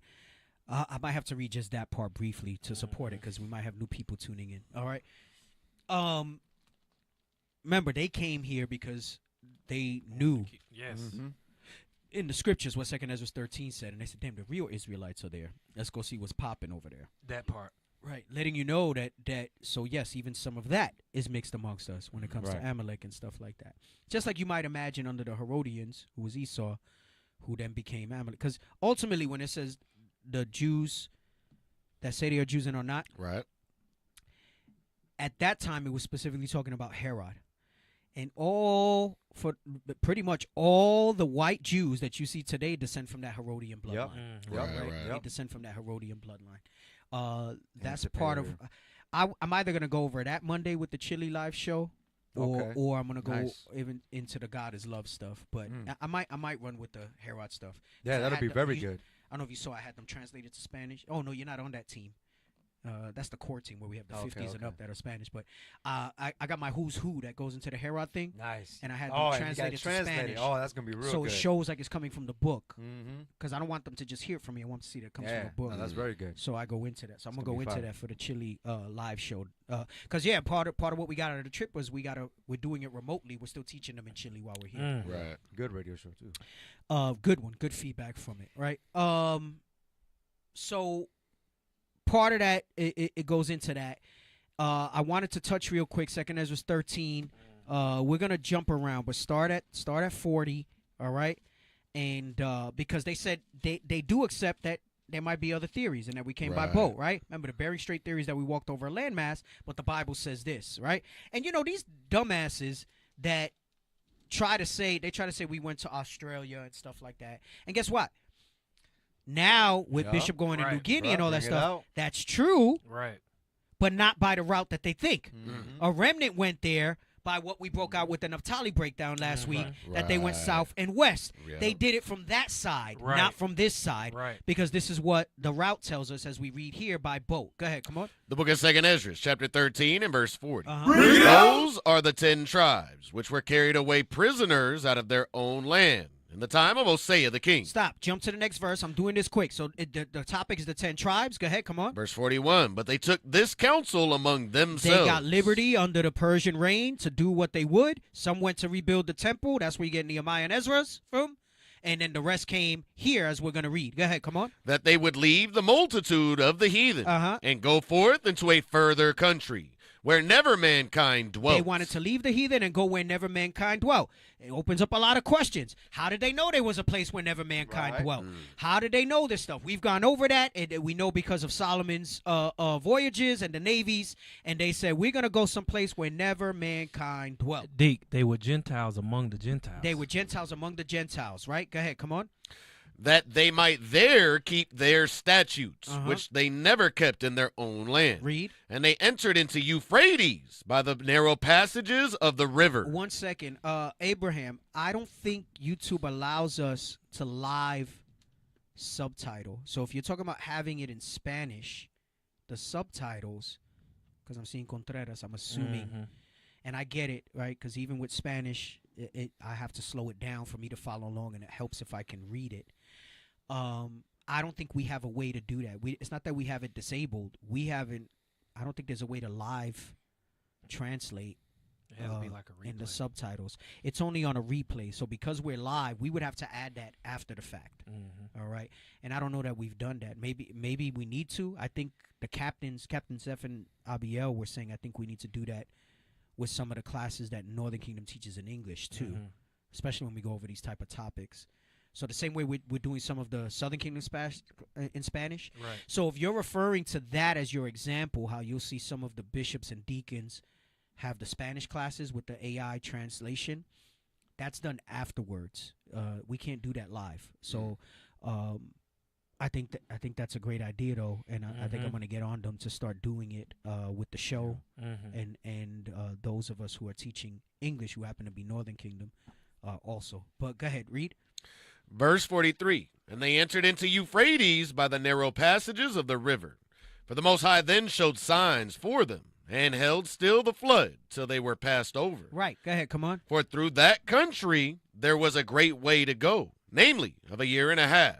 And the same region is called Arsareth. Right, and we know that Arsareth, Columbus identified it with this side of the land, right? So go ahead, read. Then dwelt they there until the latter time. Come on. And now, when they shall begin to come. Right, letting them know that we will still be there. So it talks about how we went into the Euphrates, which means we came by boats, not this theory that we walked over by land, right? That we walked over by land, okay? Anyway, let's go Hosea 1, and let's start at 1. Damn, I'm going to go over. I pray y'all can stay with me. If not, and y'all got to go. Because, see, y'all threw me into the health thing too deep, bro. I know it was good and people liked it, but y'all threw me too far into the health thing. I needed to do this, but I'm going to finish it. It's just this. Let's get it. but this can be a lot. We can do it. Yeah. Okay. We going into marathon mode Not right even now. middle yet. No. Okay, go ahead. The book of Hosea, chapter 1 and verse 1. Bro, we should actually be getting ready to stop the show right now. Right. Technically, But it's the yes. Feast of Dedication. Yes. Right. You feel me? We can just have two readers. We can have two readers and make it faster. But then if I go too fast, people are going to lose the sense. Yeah. Let's just rock with it. I mean, rock with it. Lean with it. Lean with it. Rock with it. Butter.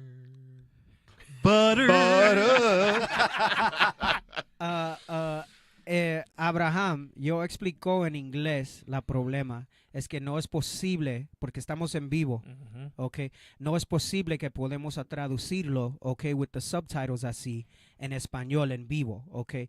YouTube no tiene una forma como podemos hacer eso, okay. So yo acabo a explicar en inglés. Puede ser que tú no entendiste, yo lo estabas diciendo en inglés, so voy a tratar en español. No es que no quedemos, es que no podemos, ¿ok? Porque estamos en vivo. So, lo que yo estaba diciendo es que hay un programa después, cuando no estamos en vivo, podemos traducirlo en español, lo que estamos enseñando en inglés para ustedes que están buscándonos por el internet, okay, por YouTube. So, yo voy a explorar eso con el IT, lo técnico que hacen las cosas así y vamos a ver cómo podemos empezar a traducirlo en español so ustedes pueden ver. Pero cuando estamos en vivo no es posible, okay. No, el sistema no apoya eso, okay. So, si tú entiendes, yo oro que, tú no estás ofendido. Porque yo estoy leyendo lo que tú estás diciendo. He said, they preach to people in Spanish, and when you come to your channel, you have the subtitles disabled. So how we going to know more? No es posible en vivo que podemos hacer eso, ¿ok? So vamos a tratar a ver cómo podemos hacerlo, pero yo pienso en vivo no podemos, ¿ok? So vas a hacer después de la programa, que lo vamos a ponerlo en español, ¿ok? Northern Kingdom, hungry. Deke, the people have spoken. Yes. On the comments. That's not a lot of eyes. No, there's more. And then you even put one of your eyes. Tobias put an eye. Dang, you tried it. No, somebody said keep going. Somebody said keep going up here. Butter. She said that's not a lot of eyes. I mean, I'm down. I'm good. I'll keep going. I'm all right. Okay. Man, let's all right. kick it in the all right, I'm going to keep hyperdrive. going. If people drop off, they drop off. I'm going to keep going. All right, I'm going to keep going. All right. If he dies, he dies. You crazy. All right. Hosea 1:1. Come The on. book of Hosea, chapter 1 and verse 1. The word of the Lord that came unto Hosea, the son of Berai, in the days of Uzziah, Jotham, Ahaz, and clothed in linen, which was upon the water. Ooh. What? Oh, hold on. I jumped to the What top of happened? the. What the hell? I jumped to the top of the. Yeah, my bad. Hold on. Oh, I think that's a sign that we shouldn't keep going. Don't do Bruh. it. Let Don't me read. do No, let it. me read. It's all right. Butter. The word of the Lord that came unto Hosea, the son of Berai, in the days of Uzziah, Jotham, Ahaz, and Hezekiah, kings of Judah, in the days of Jeroboam, the son of Joash, king of Israel. Right. So remember that for later, that this was happening under the time of the kings of Judah. This was after Israel said, away to our tents, right? And we're going to go, and this is how you got a northern kingdom and a southern kingdom, right? And we understand that what was happening here was when the Assyrians were coming in, we had made league with the Assyrians first. Right. Then later they came and took us over, right? So we had an agreement. You read it in the history. We kind of made an arrangement with them. All right, we'll rock with you. Right. And then later they came and overtook us, right? Go ahead, come on. The beginning of the word of the Lord by Hosea. And the Lord said to Hosea, go, take unto thee a wife of whoredoms and children of whoredoms. Right. Now, I want to spend some time going into this because there's confusion. I'm not going to do it now. There's confusion about, like, damn, he married a hoe, all right? Right. I'll explain that in detail another time. I'm going to cut some of what I'm going to go through so that I could get it through because you guys told me to keep doing it. So I'm going to keep going, but I'm going to cut some of it because if not, I'm telling you, I needed at least an hour. We're going into another class at that point. Yeah. Right. So I know I was going to include it. I got some notes here quickly, but it's really going into the idolatry, right? It's really going into the idolatry by him marrying a woman that was after idolatry, right? That's the whoredom that it's speaking about. She was in the world. Right. Okay, yeah, like she was into many gods and stuff like that, right? Go ahead, come on. For the land hath committed great whoredom, departing from the Lord. Right, here he says it, for the land have committed great whoredom, right? He says, go take thee a wife of whoredoms and children of whoredoms. What is children of whoredoms? Some people try to interpret that saying that means he's gonna be the baby daddy. He's gonna be the father to the other kids that have baby daddies, right? No, children of whoredoms, meaning people that were after idolatry, right? Good, because why? Read the next verse. Verse 3. So he went and... No, I'm sorry. The next line in that verse. For the land hath committed great whoredom. For the land have committed great whoredom. For the land. He didn't say for the woman. He didn't say that. He said for the land, right? It goes deeper than that, but I'm just going through it briefly. Go ahead. Come on. Departing from the Lord. So he went and took Gomer, the daughter of Diblam, which conceived and bare him a son. And the Lord said unto him, call his name Jezreel. Oh, there was something I had to send you. Hold on. Let me see if I got it here. I wanted you to look this up about Gomer. I'm going to copy and post it. Okay. See. All right. I'm going to do it. I'm doing it. I hate to do it rushed because I'm going to cut as I go. Asher, go. Bring it out. Hold on. I'm going to send this to y'all. Just put this up on the screen for me. Okay. Put this up on the screen for me. If you're enjoying the class, let me get a 100 in the chat. Right. Are you still with us? We still got up until this point, we haven't found a software that translates it live. And I think if we have, it's like stupid expensive. I don't know that there is one. I think trust me, we have people looking into it, but I think it's like ridiculously expensive. Okay, so let me stop for a second. No, keep reading. So read 3 again. Sorry. Verse 3. So we went and took Gomer, the daughter of Diblam, which conceived and bare him a son. Right. So he married Gomer, the daughter of Diblam. Go ahead. Come on. And the Lord said unto him, call his name Jezreel. So she had the first son, and he said, call his name Jezreel. Go ahead. Come on. For yet a little while, and I will avenge the blood of Jezreel upon the house of Jehu, and will cause to cease the kingdom of the house of Israel. Right. So this was at the point where they were in their whoredoms with Assyria, and by Assyria is how he brought their captivity. So first they willingly went, and he said, oh, you want to be a hoe? Right? Israel, we're talking about Northern Kingdom. You want to be a hoe and bow to other gods? Because remember, the end of verse 2, he said, departing from the Lord. Right? That's what he called whoredom, departing from the Lord. He said, you want to be a hoe and go ahead and hoe with... It's bad enough that you sent the Levites away to do your own stuff. Right. Now you want to be a hoe and chase after the Assyrians and their customs? Oh, he said, okay, I'm going to bring them as your captors later on, right? That we know that now, right? In Hosea's time, he was prophesying this. Right. We know that now that's what happened. Now, I wanted to just read the in the Bible. In the Bible, Gomer, daughter of Diblam, was the wife of the prophet Hosea and the mother of their 3 children. So Jezreel, their son, whose name means God sows. Right. The names of the children have meaning in allegory to what was happening with Israel as a people. Right. So it says God sows. So he named his first son, and he's saying God sows, meaning what? God chose a people. In this here, what you're seeing is the summary of what's happening to this point. And it wound up happening to Southern Kingdom also, but he's specifically talking to Northern Kingdom here, right? So God sows, meaning what? God chose him, a people, okay, out of a people. Right. We're going to read that later, right? Meaning what? Abraham was from where? It tells you that he came out of Uz and the Chaldees. And through Abraham, he begot Isaac, right? So so Abraham from another people. Isaac begot Jacob, which became Israel, and then that became the nation, right? Think of that theme of a nation from within a nation, and it doesn't go away from what we went over earlier with the Puerto Rican Instagram thing that I showed and what we were showing there, right? So he called them God sows, right? Because he chose from him a people, right? Out of a people. Go ahead, keep reading. We're going to come back to this when we read the other kids' names. Go ahead.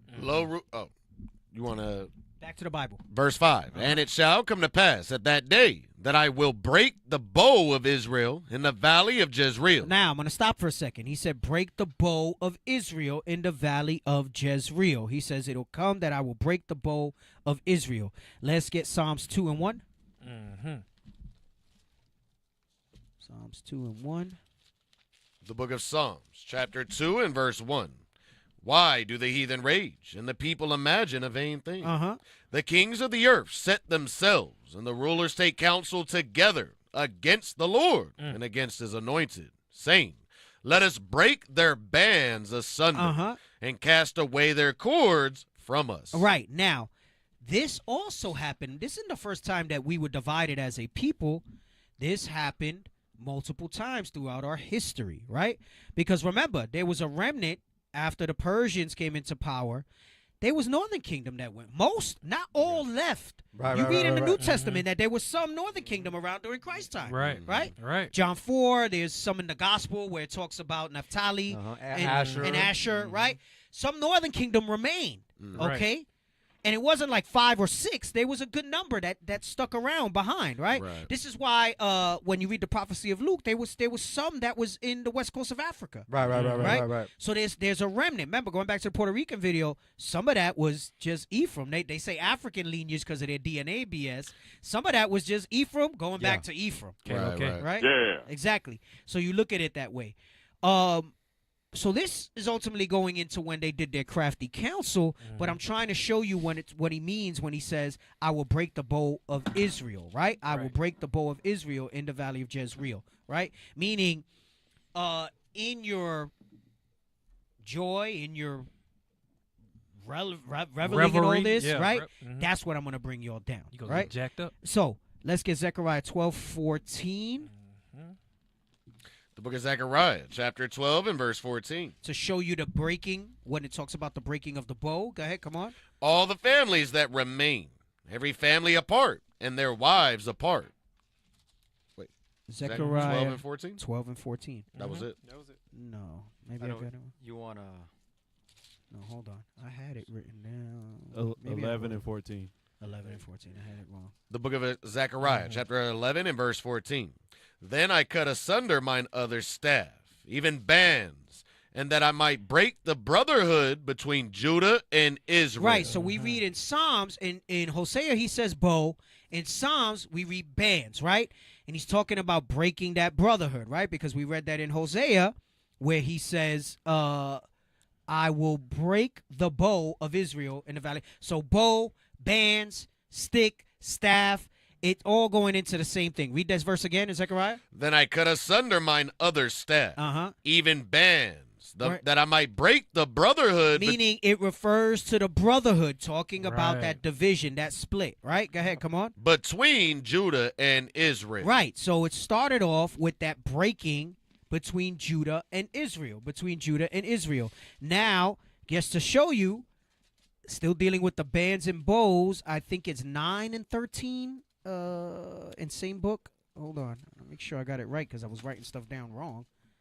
Zechariah 9:13. Yes, sir. Get that? The book of Zechariah, chapter 9 and verse 13.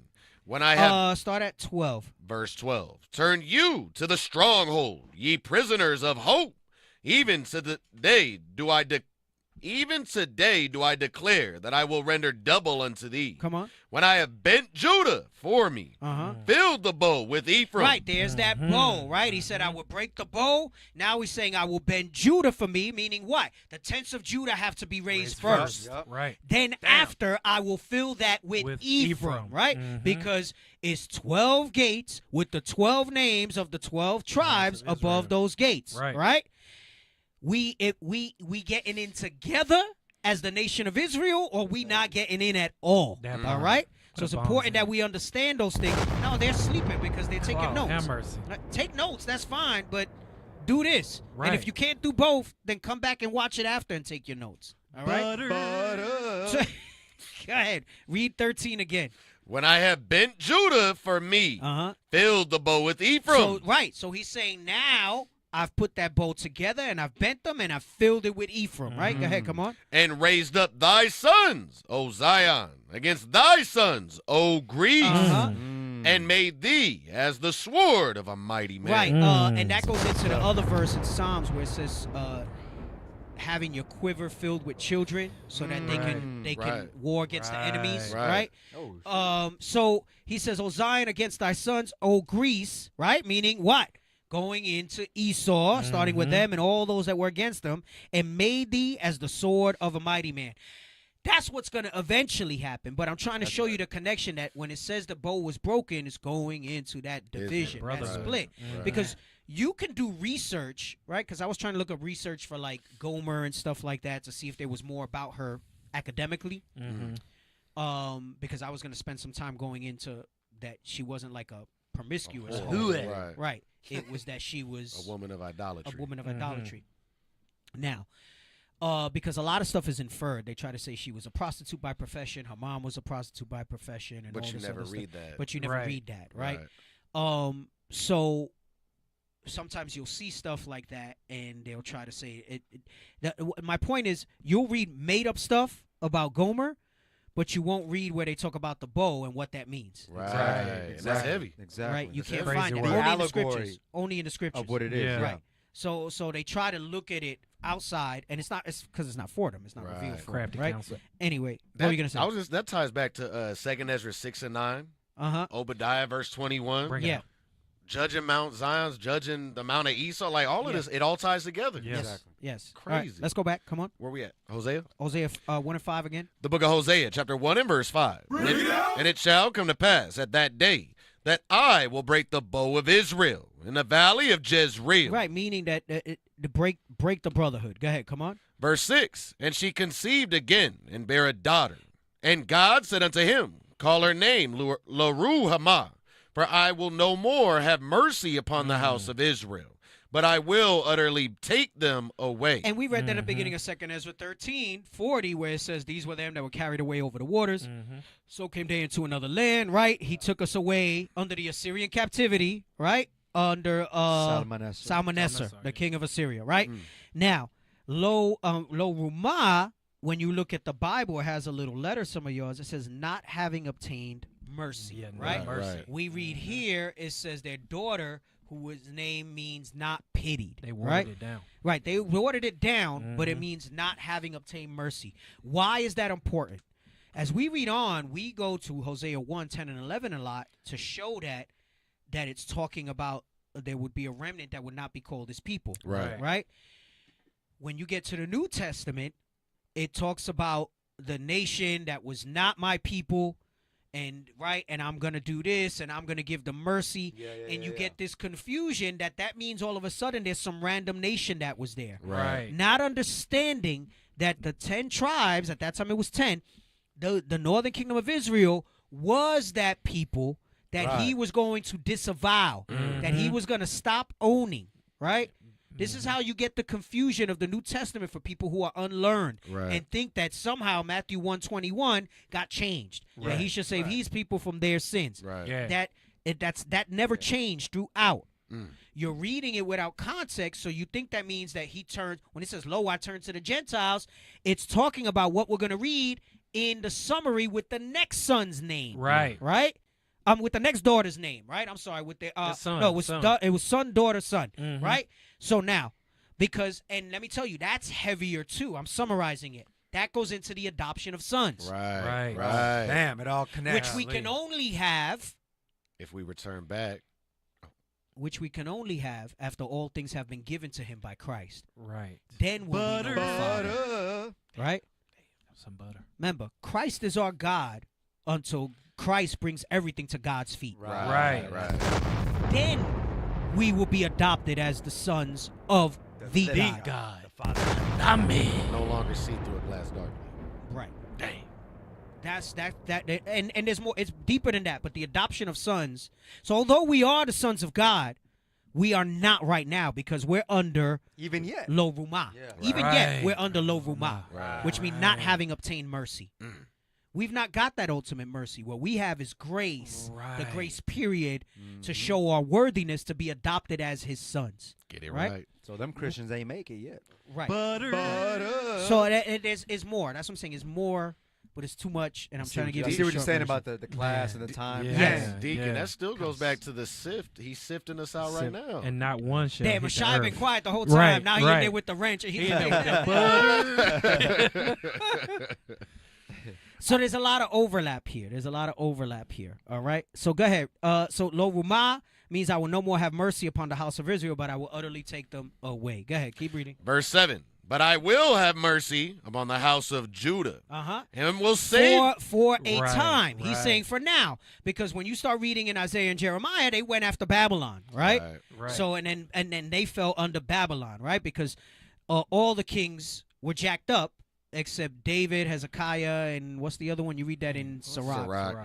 Yeah. But anyway, there was only 3 that were worth a damn. Out of both kingdoms, there was only 3 that was worth a damn, right? So he's saying I will save Judah, right? But then that also goes into that Judah would be raised first, right? But go ahead, come on. But I will have mercy upon the house of Judah, and will save them by the Lord their God, and will not save them by bow, nor by sword, nor by battle, by horses, nor by horsemen. Now, when she had weaned Lo-Ruhamah, she conceived and bare a son. Right. So notice he went from son, because we were his sons at first before we jacked up. Then he went to daughter. In idolatry. Right? In idolatry. woman. And that's when he calls us a hoe and a whore and a daughter of whoredoms and all of that. And then, what does this name mean? Go ahead, come on. Then said God, call his name Lo-Ami, for ye are not my people, and I will not be your God. Right. So now he's saying, because Lo-Ami means not my people. Here Right. it says it means not my people. They got that one right, right? So now he's saying, now you're not my people. First, you're not going to get no mercy. Now I'm going to cut off your, and then I'm going to cut off your heritage too. You're Think Gentile. about the Chronological. Chronological. No, not chronological. Chronology. Think about the chronology. We knew in the time of Christ that we were Israel. John 4. Right. Jacob our fathers. Yep. Yes. But she was hoeing around. Yep. Right? We were living in sin. Right? They deplored us because we weren't keeping the commandments. Right? After 70 AD, we all lost our identity collectively. Right? That's when Jerusalem would be trodden down of the Gentiles. So it started first that Israel would not have mercy. Right? That's the hell with y'all. That means he brought Assyria against us. That's why here he says, Judah will I have mercy. After that, Babylon came and Judah didn't have mercy either, right? I might read some verses of that. I'll see if we have time. I'm trying to do the condensed version and not confuse y'all. It's better if I would do it with all the verses. But anyway, then this son, right, goes into you are not my people, right? But watch, because as we keep reading, it still goes to what I'm saying, that later we would be the adoption of sons, right? Because he tells them to change the children's names later, right? So, go ahead, keep going. Verse 10. Yet the number of the children of Israel shall be as the sand of the sea. Stop for a second. I have some precepts here. We'll go over them. Isaiah 62:4.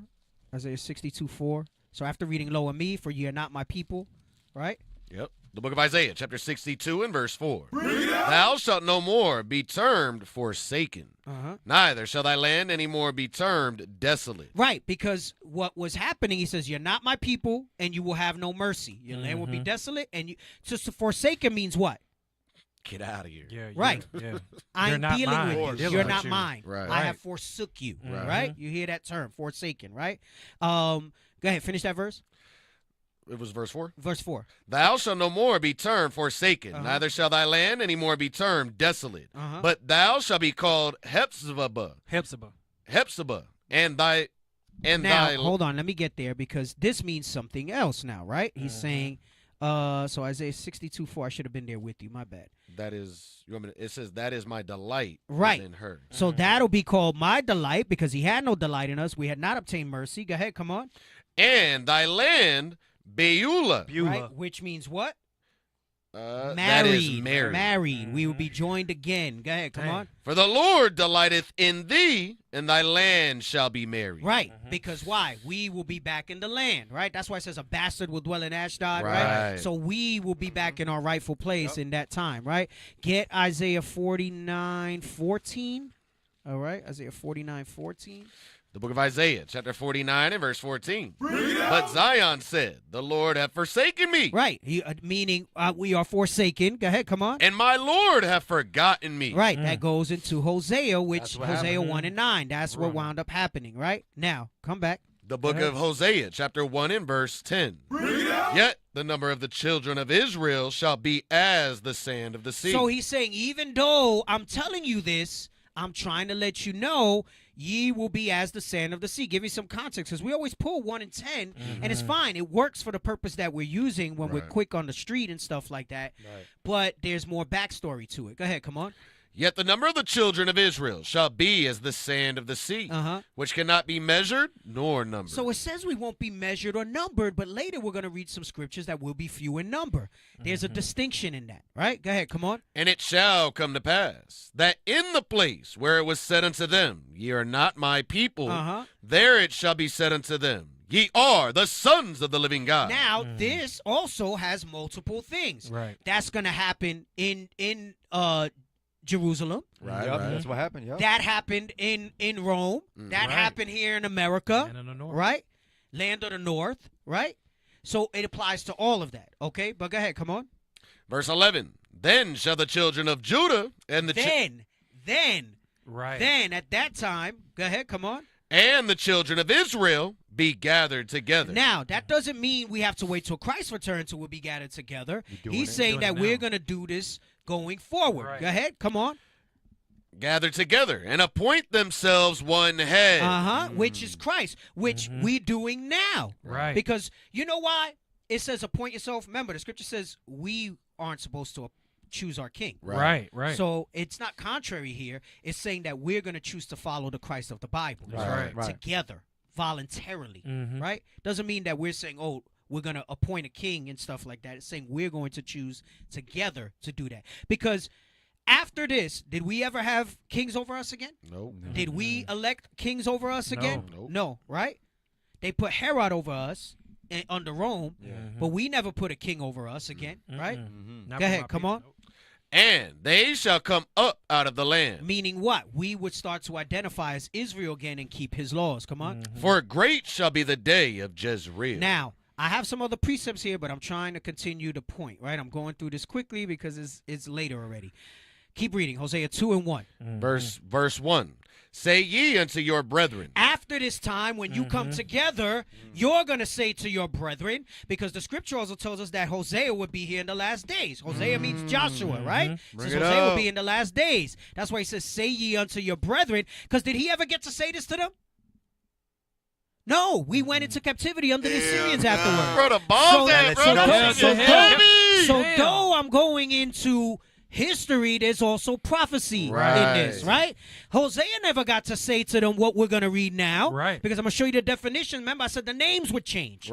So what I was telling you about the adoption of sons still goes. The names would change. Remember, it was called Lo-Ami and Lo-Rumah. The Lo negates. No. Means no. Mean not. It means no, right? Lo means no, right? Read from the top again, 2 and 1. Say ye unto your brethren.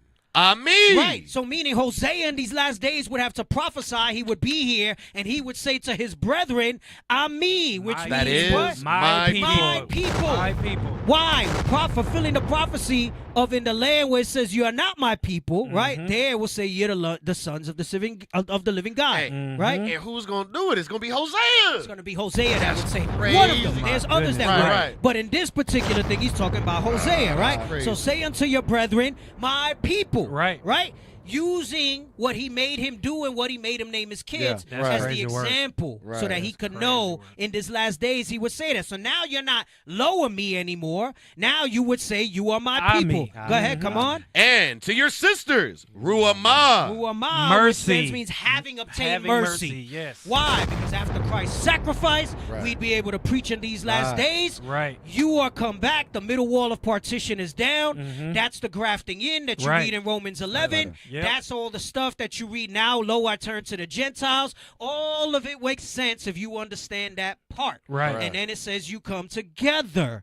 And Hosea in those last days would be able to say, I'm me. That's right. And my people, and Ruhama. you are saved. You have obtained mercy. You have obtained. So it's my people. Together, it means my people having mercy. Right. My people have obtained mercy. Is that not the message of Christ? That's it. it. That's the message of Christ, but to his people, to the Israelites, right? Keep reading. Verse 2. Plead with your mother. Plead, for she is not my wife. Neither am I her husband.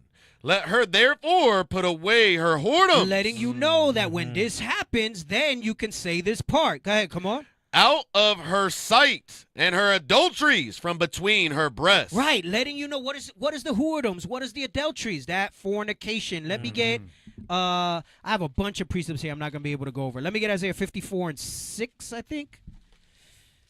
The book of Isaiah, chapter 54 and verse 6.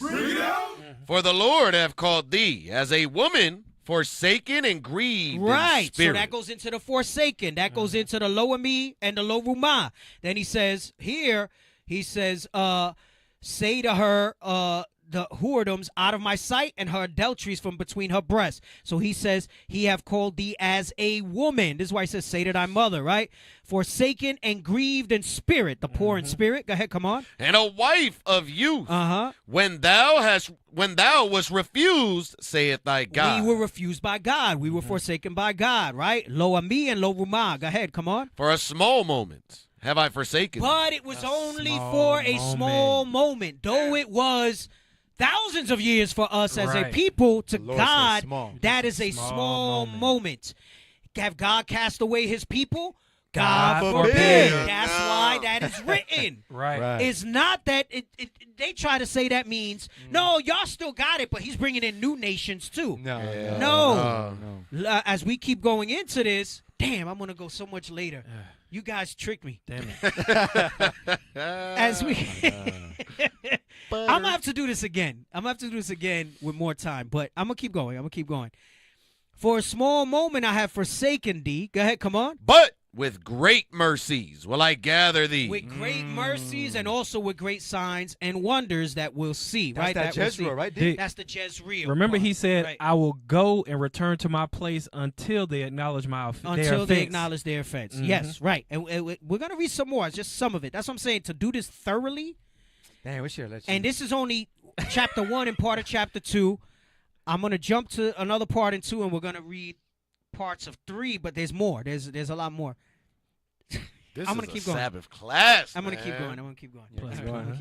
But this is the short version. This is the shorthand version. All right. Go back to Hosea 2 and read 3 again. Read 2 again, and then we're gonna go into 3. Right. The book of Hosea, chapter 2 and verse 2. Plead with your mother. Right. I said I will call her a woman. Go ahead. Come on. Plead. For she is not my wife. And he said that he would treat her as a wife of thy youth, right? She won't be forsaken forever. It's only for a time. Go ahead, come on. Neither am I her husband.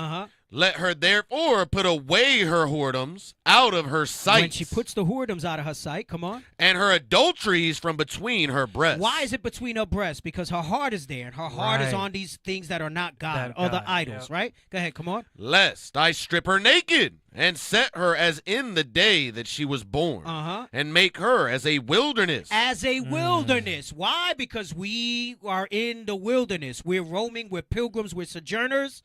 We are not in our homeland. We are scattered throughout the 4 corners of the earth. Groping at noonday. Yes, groping at noonday. Go ahead, come on. And set her like a dry land. Without identity, without a God. We're going to read that when we jump to 3 in a second, right? Go ahead, come on. And slay her with thirst. Let's jump to 3 and 4 in Hosea. Chapter 3 and verse 4.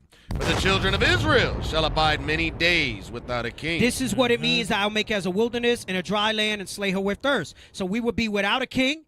And without a prince. And without a sacrifice. and without an image. Meaning without identity. Without Dissociative identity yes, disorder. The DI, right? Confusion of faces. Go ahead, come on. And without an ephod and without a teraphim. Right, the ephod and teraphim go into the law. So without identity, without rulership, without a king, without any of those things, right? Go ahead, come on. Afterward, like we just read in Isaiah, only for a small time. Go ahead, come on. shall the children of Israel return and seek the Lord their God and David their king. In the form of Christ. Right. Go ahead, come on. And shall fear the Lord and his goodness in the latter days. In the latter days. Now let's go back to Isaiah 62. We have read 4. Now we're going to read 5 through 7 to help support Hosea 3, 4, and 5. All right? The book of Isaiah, chapter 62 and verse 5. For as a young man marrieth a virgin, so shall thy sons marry thee. And as the bridegroom rejoiceth over the bride,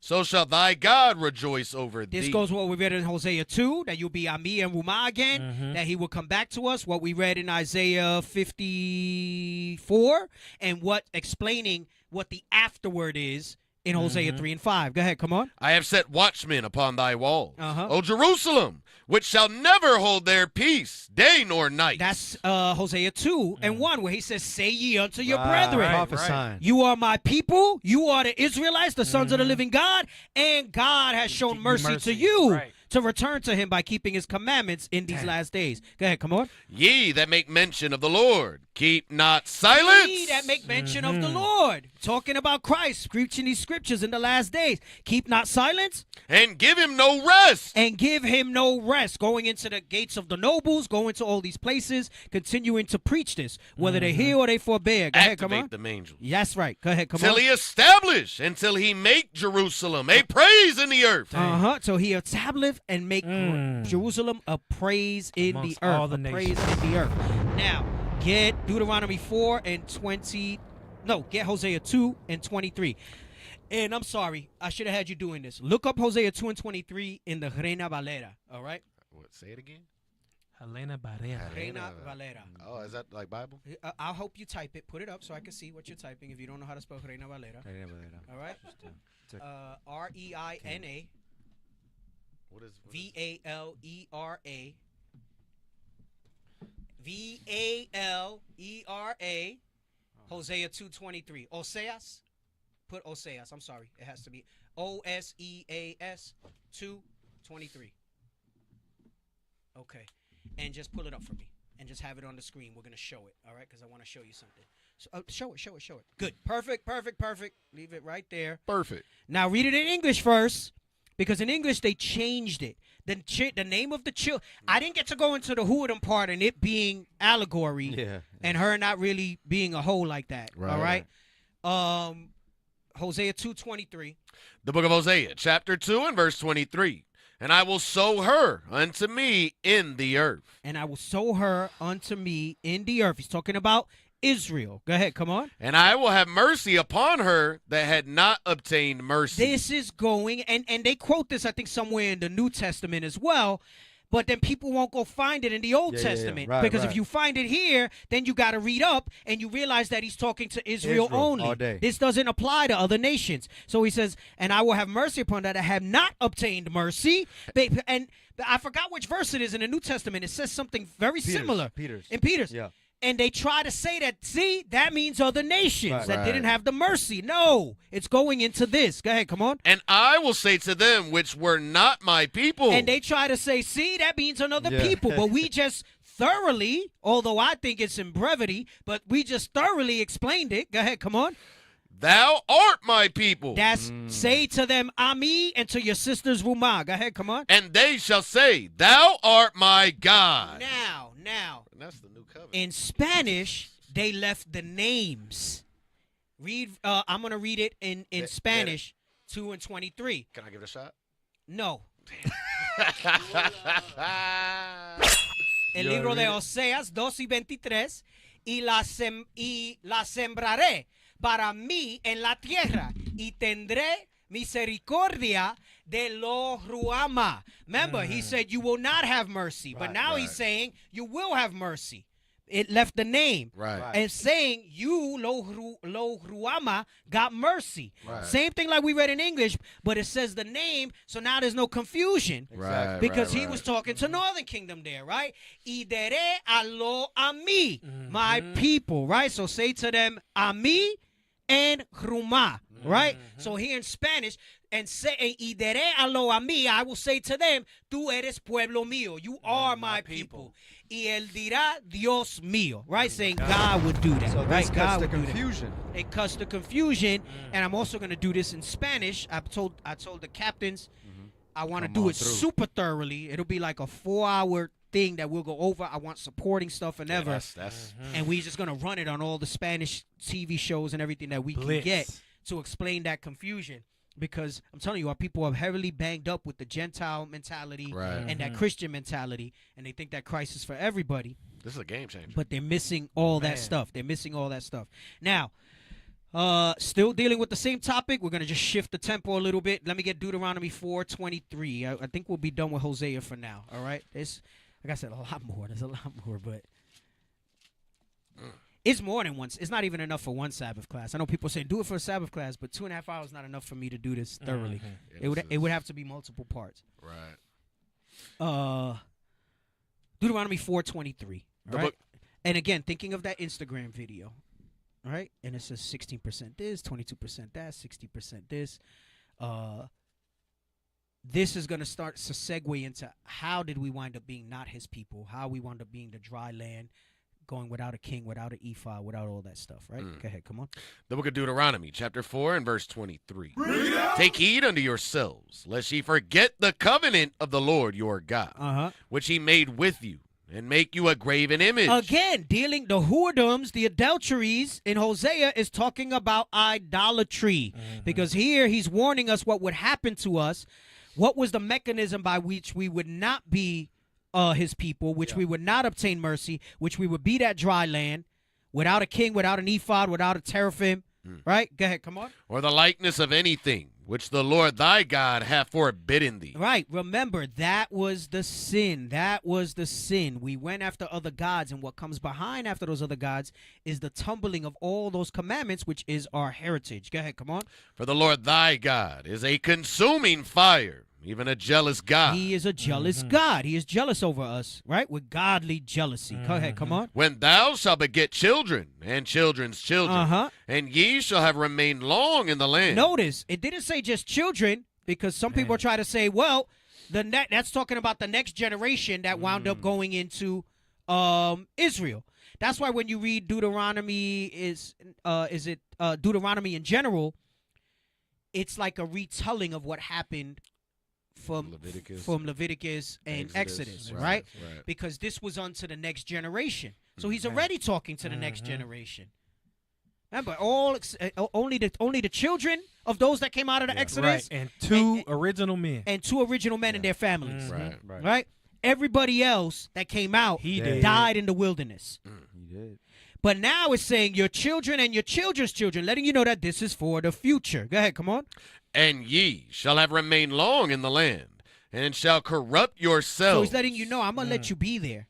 And this was going through the time of the Judges, through the times of Chronicles, Kings, all throughout until what started in Hosea and then carried on in the time of Isaiah and Jeremiah, and then all throughout happened to us. Go ahead, come on. And make a graven image, or the likeness of anything, and shall do evil in the sight of the Lord thy God, to provoke him to anger. Come on. I call heaven and earth to witness against you this day, that ye shall soon utterly perish from off the land whereunto ye go over Jordan to possess it. Ye shall not prolong your days upon it, but shall utterly be destroyed. Right, so remember, all this time they were like, yo, I'm taking you to a land of milk and honey, and then now we're saying, you ain't going to thrive long there. The same thing, the things that were meant for good, it was also turned into evil for sinners. Yeah. Crazy. Right. Go ahead, come on. Verse 27. And the Lord shall scatter you among the nations. And the Lord will what? Scatter you among the nations. This is how it says in the land where it was said, And that's why I say that land is majority, but it's different places. That land is everywhere we've scattered. That's why Isaiah 11:11 comes into play. And that land where it said, you're not my people, there it will say it. And that's why I say Hosea is just one of them. But all those prophets will be back to say that to our people wherever they will be in those last days. This is why you don't go by the genetics and the DNA. You follow the path of the scriptures where they say we at, and you get yourself there one way or another to go ahead. Whether that might start off remotely with the way we have these forums, but at some point we got to get there and touch down physically. Right? Go ahead, come on. And ye shall be left few in number among the heathen. Whither the Lord shall lead Now you. let me stop for a moment. It says in Hosea 1 that we'd be like the sand of the sea. Right, But then it says here we'd be few in number. Right. What it's talking about is that remnant that will repent. Right. Those will be the few, right? The 1/3. But it's also going into what we saw with Ephraim. It says 60% are Spaniards, 18 are Taino, 22 are this. Meaning in all these places, what we experienced in Argentina, we would go to all these places, but that doesn't mean all of them will be there. There would be a few in each, but that few is still a great number, like the sand of the sea, right? You get what I'm saying? Yes. So there would be a great number amongst that. Even though in totality we are greater than all the heathen, we would be dispersed in smaller numbers. Right. Because it's together that we outnumber them. Right. All 12 tribes. Right. As the individual tribes, we would be small amongst them. Right. So it's not an automatic that you're in Mexico and you're preaching to Issachar. Right. Right? It's not automatic that you're in Argentina and you're preaching to Naphtali. It's heavy. It's a lot of Jews. There's tares. There's outright Edomites. Right? All that stuff. Go ahead. Come on. Verse 27, and the Lord shall... And notice it said among the heathen. Here you go. We spoke about the Greek who was Syrophoenician, the dispersed among the Gentiles. We went into Hosea and said we would be a dry land and this and that, right? And here it says among the heathen, which just means the other nations, right? A nation from within a nation. Let's remember. Go ahead. Come on. Verse 28, and there you shall serve gods, the work of men's hands. Whoredoms. Go ahead. Wood and stone, which neither see, nor hear, nor eat, nor smell. Like you read in Jeremiah 10, where it says they don't live, they don't eat, yet you bear them upright. Go ahead, come on. But if from thence... this goes with Isaiah where it says it only be for a little while. Go ahead. Thou shalt seek the Lord thy God, thou shalt find him. If thou seek him with all thy heart and with all thy soul. Also like what we read in Hosea, right? Go ahead, come on. When thou art in tribulation, and all these things are come upon thee. In your affliction you will seek me early. Come on. Even in the latter days. In the latter days. Which means the last days. Those people that live in Israel cannot be our people. Right. It says that we would be few among the heathen. Right. And that we would be scattered into the four corners of the earth. They're all located in one spot. Right. They have their own land. Right. Even though it's not their land, but they've taken it as theirs now. The bastard shall live in Ashdod. The bastard shall live in Ashdod. Go ahead, come on. If thou turn to the Lord thy God, and shall be obedient unto his voice. You must repent by applying the commandments. Go ahead, come on. For the Lord thy God is a merciful God. My people have obtained mercy. Go ahead, come on. He will not forsake thee, neither destroy thee, nor forget the covenant of thy fathers which he sware unto them. Come on. For ask now of the days that are past. Now, he says, think about the days that are past. Come on. Which were before thee. That your parents saw. Go ahead, come on. Since the day that God created man upon the earth. From the beginning, right? And that goes into 2 Ezra 6, where it says 1 all the way to verse 9, where he explains from before everything was formed, from before all this, and then 9's the point where it says Jacob is the beginning and Esau is the end, right? I'm summarizing it, but those who know those verses, you know what I'm talking about. I've gone over that with y'all, right? He's saying that this was the plan from the jump. From the jump. Right. He's kind of saying the same thing here, right? Come on, which were before thee, since the day that what? Since the day that God created man upon the earth, and asked from the one side of heaven unto the other, whether there hath been any such thing as this great thing is, or have been heard like it. He's going to go into and he's going to talk about what happened with the Exodus. And the great thing is, has there been anything so great as that deliverance of me taking right? and he's going to say out of of a me nation. taking a nation out of another nation. Right. Read. Verse 33. Did ever people hear the voice of God speaking out of the midst of the fire, as thou hast heard, and live? Right, and we know that voice And wasn't live. really the voice of the Father, but it was Right. with Christ as the intermediary. Right. And even that was tumultuous and terrible, Give us right? Moses. So he's saying did anybody witness and experience those things? Come on. Or hath God essayed to go and take him, a nation, from the midst of another nation? It says that amongst the now this is important. He's going backwards Right. to tell you how glorious that thing is, Yeah. that it's so good that he got to do it twice. Right. Damn. And we're going to read that when we read Jeremiah. That thing is so powerful that he got to do it again. He gotta spin the block. He got to, you say run it back. Yeah, run it back, run it back. Run it back. back. Put it on replay. He's saying what I did by taking a nation out of Egypt, out of another nation, to show my nation and my people, Right. that thing is so great, we going to run it back. I'm going to show you when we get there. We're not there yet, but I'm going to show you when we get there. Go ahead, come on. By temptation, by sign, and by wonders, and by war, And by war, come on. and by a mighty hand, That's how you know, Golly. again, that yet those imposters over there are not our people. Go ahead, come on. and by a stretched out arm, and by great terrors, Oh, according man. to all that the Lord your God Plagues. did for you in Egypt before your eyes. Golly. That's happening. Has there again. anything? That's gonna happening happen again. Now. Bruh. And it's more powerful because you read that in 1 Corinthians 1 where it says by the foolishness of preaching. Right. We're activating these things By the right now. foolishness of preaching. And then now you're going to see the wars and everything else happen around you, but y'all will be preserved for me to do that thing. Now, hold this. Get Jeremiah. No, hold this because we're going to come back to verse 35. Get Jeremiah 16 and 14. The book of That thing, him taking a nation from the midst of a nation, was so great that he got to run it back. Play that again. The book of Jeremiah, chapter 16 and verse 14. You thought that was great. Right. You look, we go over the plagues every year, Passover, and you Right. think that was great. Right. Wait to part 2. He said you're gonna forget about the first. Finish him. Oh my God. You thought the first Star Wars were better, Right. Right. but the Empire Strikes Back took the whole shebang. Damn. The second one took the whole thing. Right? Damn. When is the sequel ever better? For Rarely. real. Rarely. Right. Right? Barely.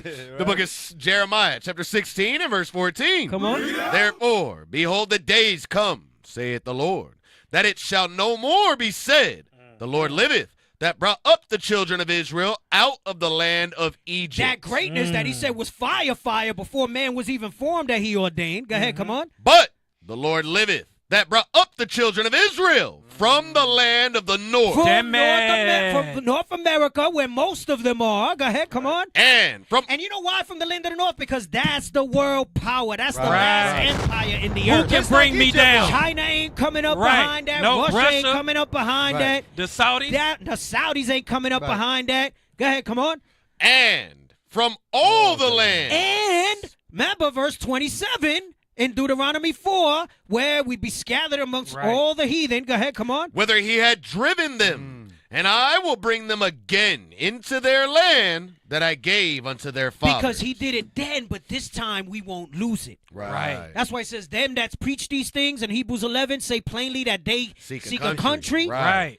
And a better country, because it said if they had been mindful of that first, which is what we're reading here, We would have went back. there would have been no need for it. And we wouldn't have had to come out of it, Right. right? This goes into that ring. This of goes into the judgment, stuff. yeah.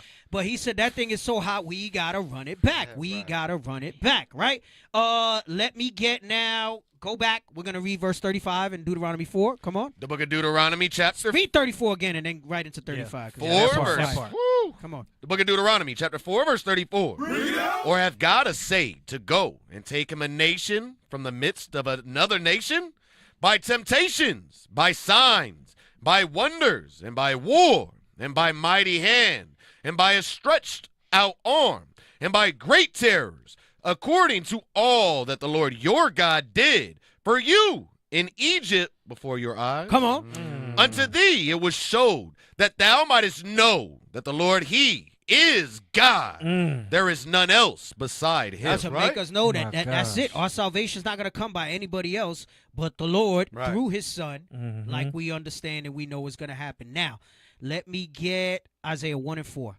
Damn, I don't know if I can do it. I might. I know. I might need to stop. I might need to stop. He gonna slap a to be continued on it. Right. I might need to run back and start at Deuteronomy, bro. It's too much. It's 10:20. I guarantee you, I got at least another hour. Even though it's only these little verses, I got at least another hour. Damn. Because I got to explain some verses, and then I have precepts written here that I didn't write here. Hey, I'm with it. I can't do it. Okay. I can't do it. Then I'm gonna be jacked up. He said, no puedo. I'm gonna have to. We need you at full strength when you do. I'm gonna have to do this part 2 next week. We gotta. That's fine. That's fine. I'm gonna do part 2 next week. You could probably run back the precepts that you missed as well, kind of recap, but then go over the maybe precepts I can. I gotta stop. It's too much. Okay. As I'm looking at it now, it's too much. See, you leave them wanting more. That's it. Cliffhanger. That's it. I feel like I'm in the greatest movie right now. Bruh. Oh Lord. All right. Can I? You? No, I'm not even. Okay, you want to go? You want to go greater than we said? Asked in the days past before. I thought about it. I thought about it. Save it for next week. Save it. Because we're gonna start with Deuteronomy 4:23. I'm not gonna run Hosea back. We're gonna start. Yeah. Right. Yeah, man, that was fire. Okay. That was butter. That was fire. Right. That's the show for today. I went a little over, but it can't. It's too much. It's too much. It's too much, and it's just this. This was my notes. Do you still need that paper? I do need the paper. Yeah. I gotta run it back. Can we take like a screenshot? Right. Yeah, take a photo with my camera phone. I was able to see it next week in my peripheral. Okay. All right. Next week. I'll let y'all take the picture when we're done with it. Right? Yeah, Yeah, we got. All right. So I gotta do part 2 next week. I can't leave the leg. The Hosea. Yeah, you can't. Nah, you can't. The Hosea parallels is just too much. Oh my God. You gotta take your time. Yeah. No, I'm not gonna run Hosea back though. We're gonna start from Deuteronomy 4. All right. We'll Last time on the Power Hour Plus. Right. Northern Kingdom edition. Butter. Hit it. Let's wrap it. Go ahead, All right. Shalom. We are seeking your assistance to enhance our national broadcast. Kindly spare a minute to provide feedback by answering 5 brief questions. Scan the QR code. Scan, y'all. Scan for us. Scan. Don't forget also to subscribe to our page, subscribe to our Instagram, Facebook, YouTube, Twitter, every single thing. There is the barcode right there. That was the QR code. The Power Hour Plus. Hey, if this class was fire, can we get them flame emojis in the comments? Bishop was checking it out. Damn, Bishop, now maybe wanted to finish. He said y'all was in the spirit. Great job. All praises to the Most High. Oh, praise. So scan the QR code, follow our Instagram, the Power Hour Plus. Remember, next week, if the Lord be willing, if life lasts, we're going to finish the class. The Deke going to bring it out. All right? Yeah, we're going to do part 2 because I got more. I got to go into Isaiah. I got to connect the dots some more. So, right. Yeah. And maybe I have time. Maybe I could fill it out more. Because I tell you, I rushed this. Like, hey, that Isaiah 64, I keep thinking about it. But sometimes it be like that. Like you get an idea and you start looking at scriptures. Right. And it's just boom, boom, boom, boom, boom, boom. And I was like, damn, I got to hurry up and get to the show. It's like the Matrix binary code. We didn't even dive into Ezekiel 37. We did. No, I have that written. I don't want to rush it. No, it's there. Right. I have it as part of it. It's crazy. Because remember, don't forget, we spoke about the bowl being broken, the bands and all of that. That's all got to come together. Yeah, I got to run all that back. Lord's will life last. Next week we'll do part 2. All right? And we'll hook it up. All right? All right, family, y'all stay safe. All right, enjoy the rest of the Feast of Dedication. Right. Yeah. Man, we got feast days on feast days. We just did the opening. We got the Sabbath, which is a feast day. And then 2 more got after the that. We got the new moon. We got the closing. Running it back. All right, it's the week of Levi. Put some respect. No Levi jokes this week. No Levi jokes. But next week. Shalom, y'all. Most High in Christ bless. Shalom. Shalom.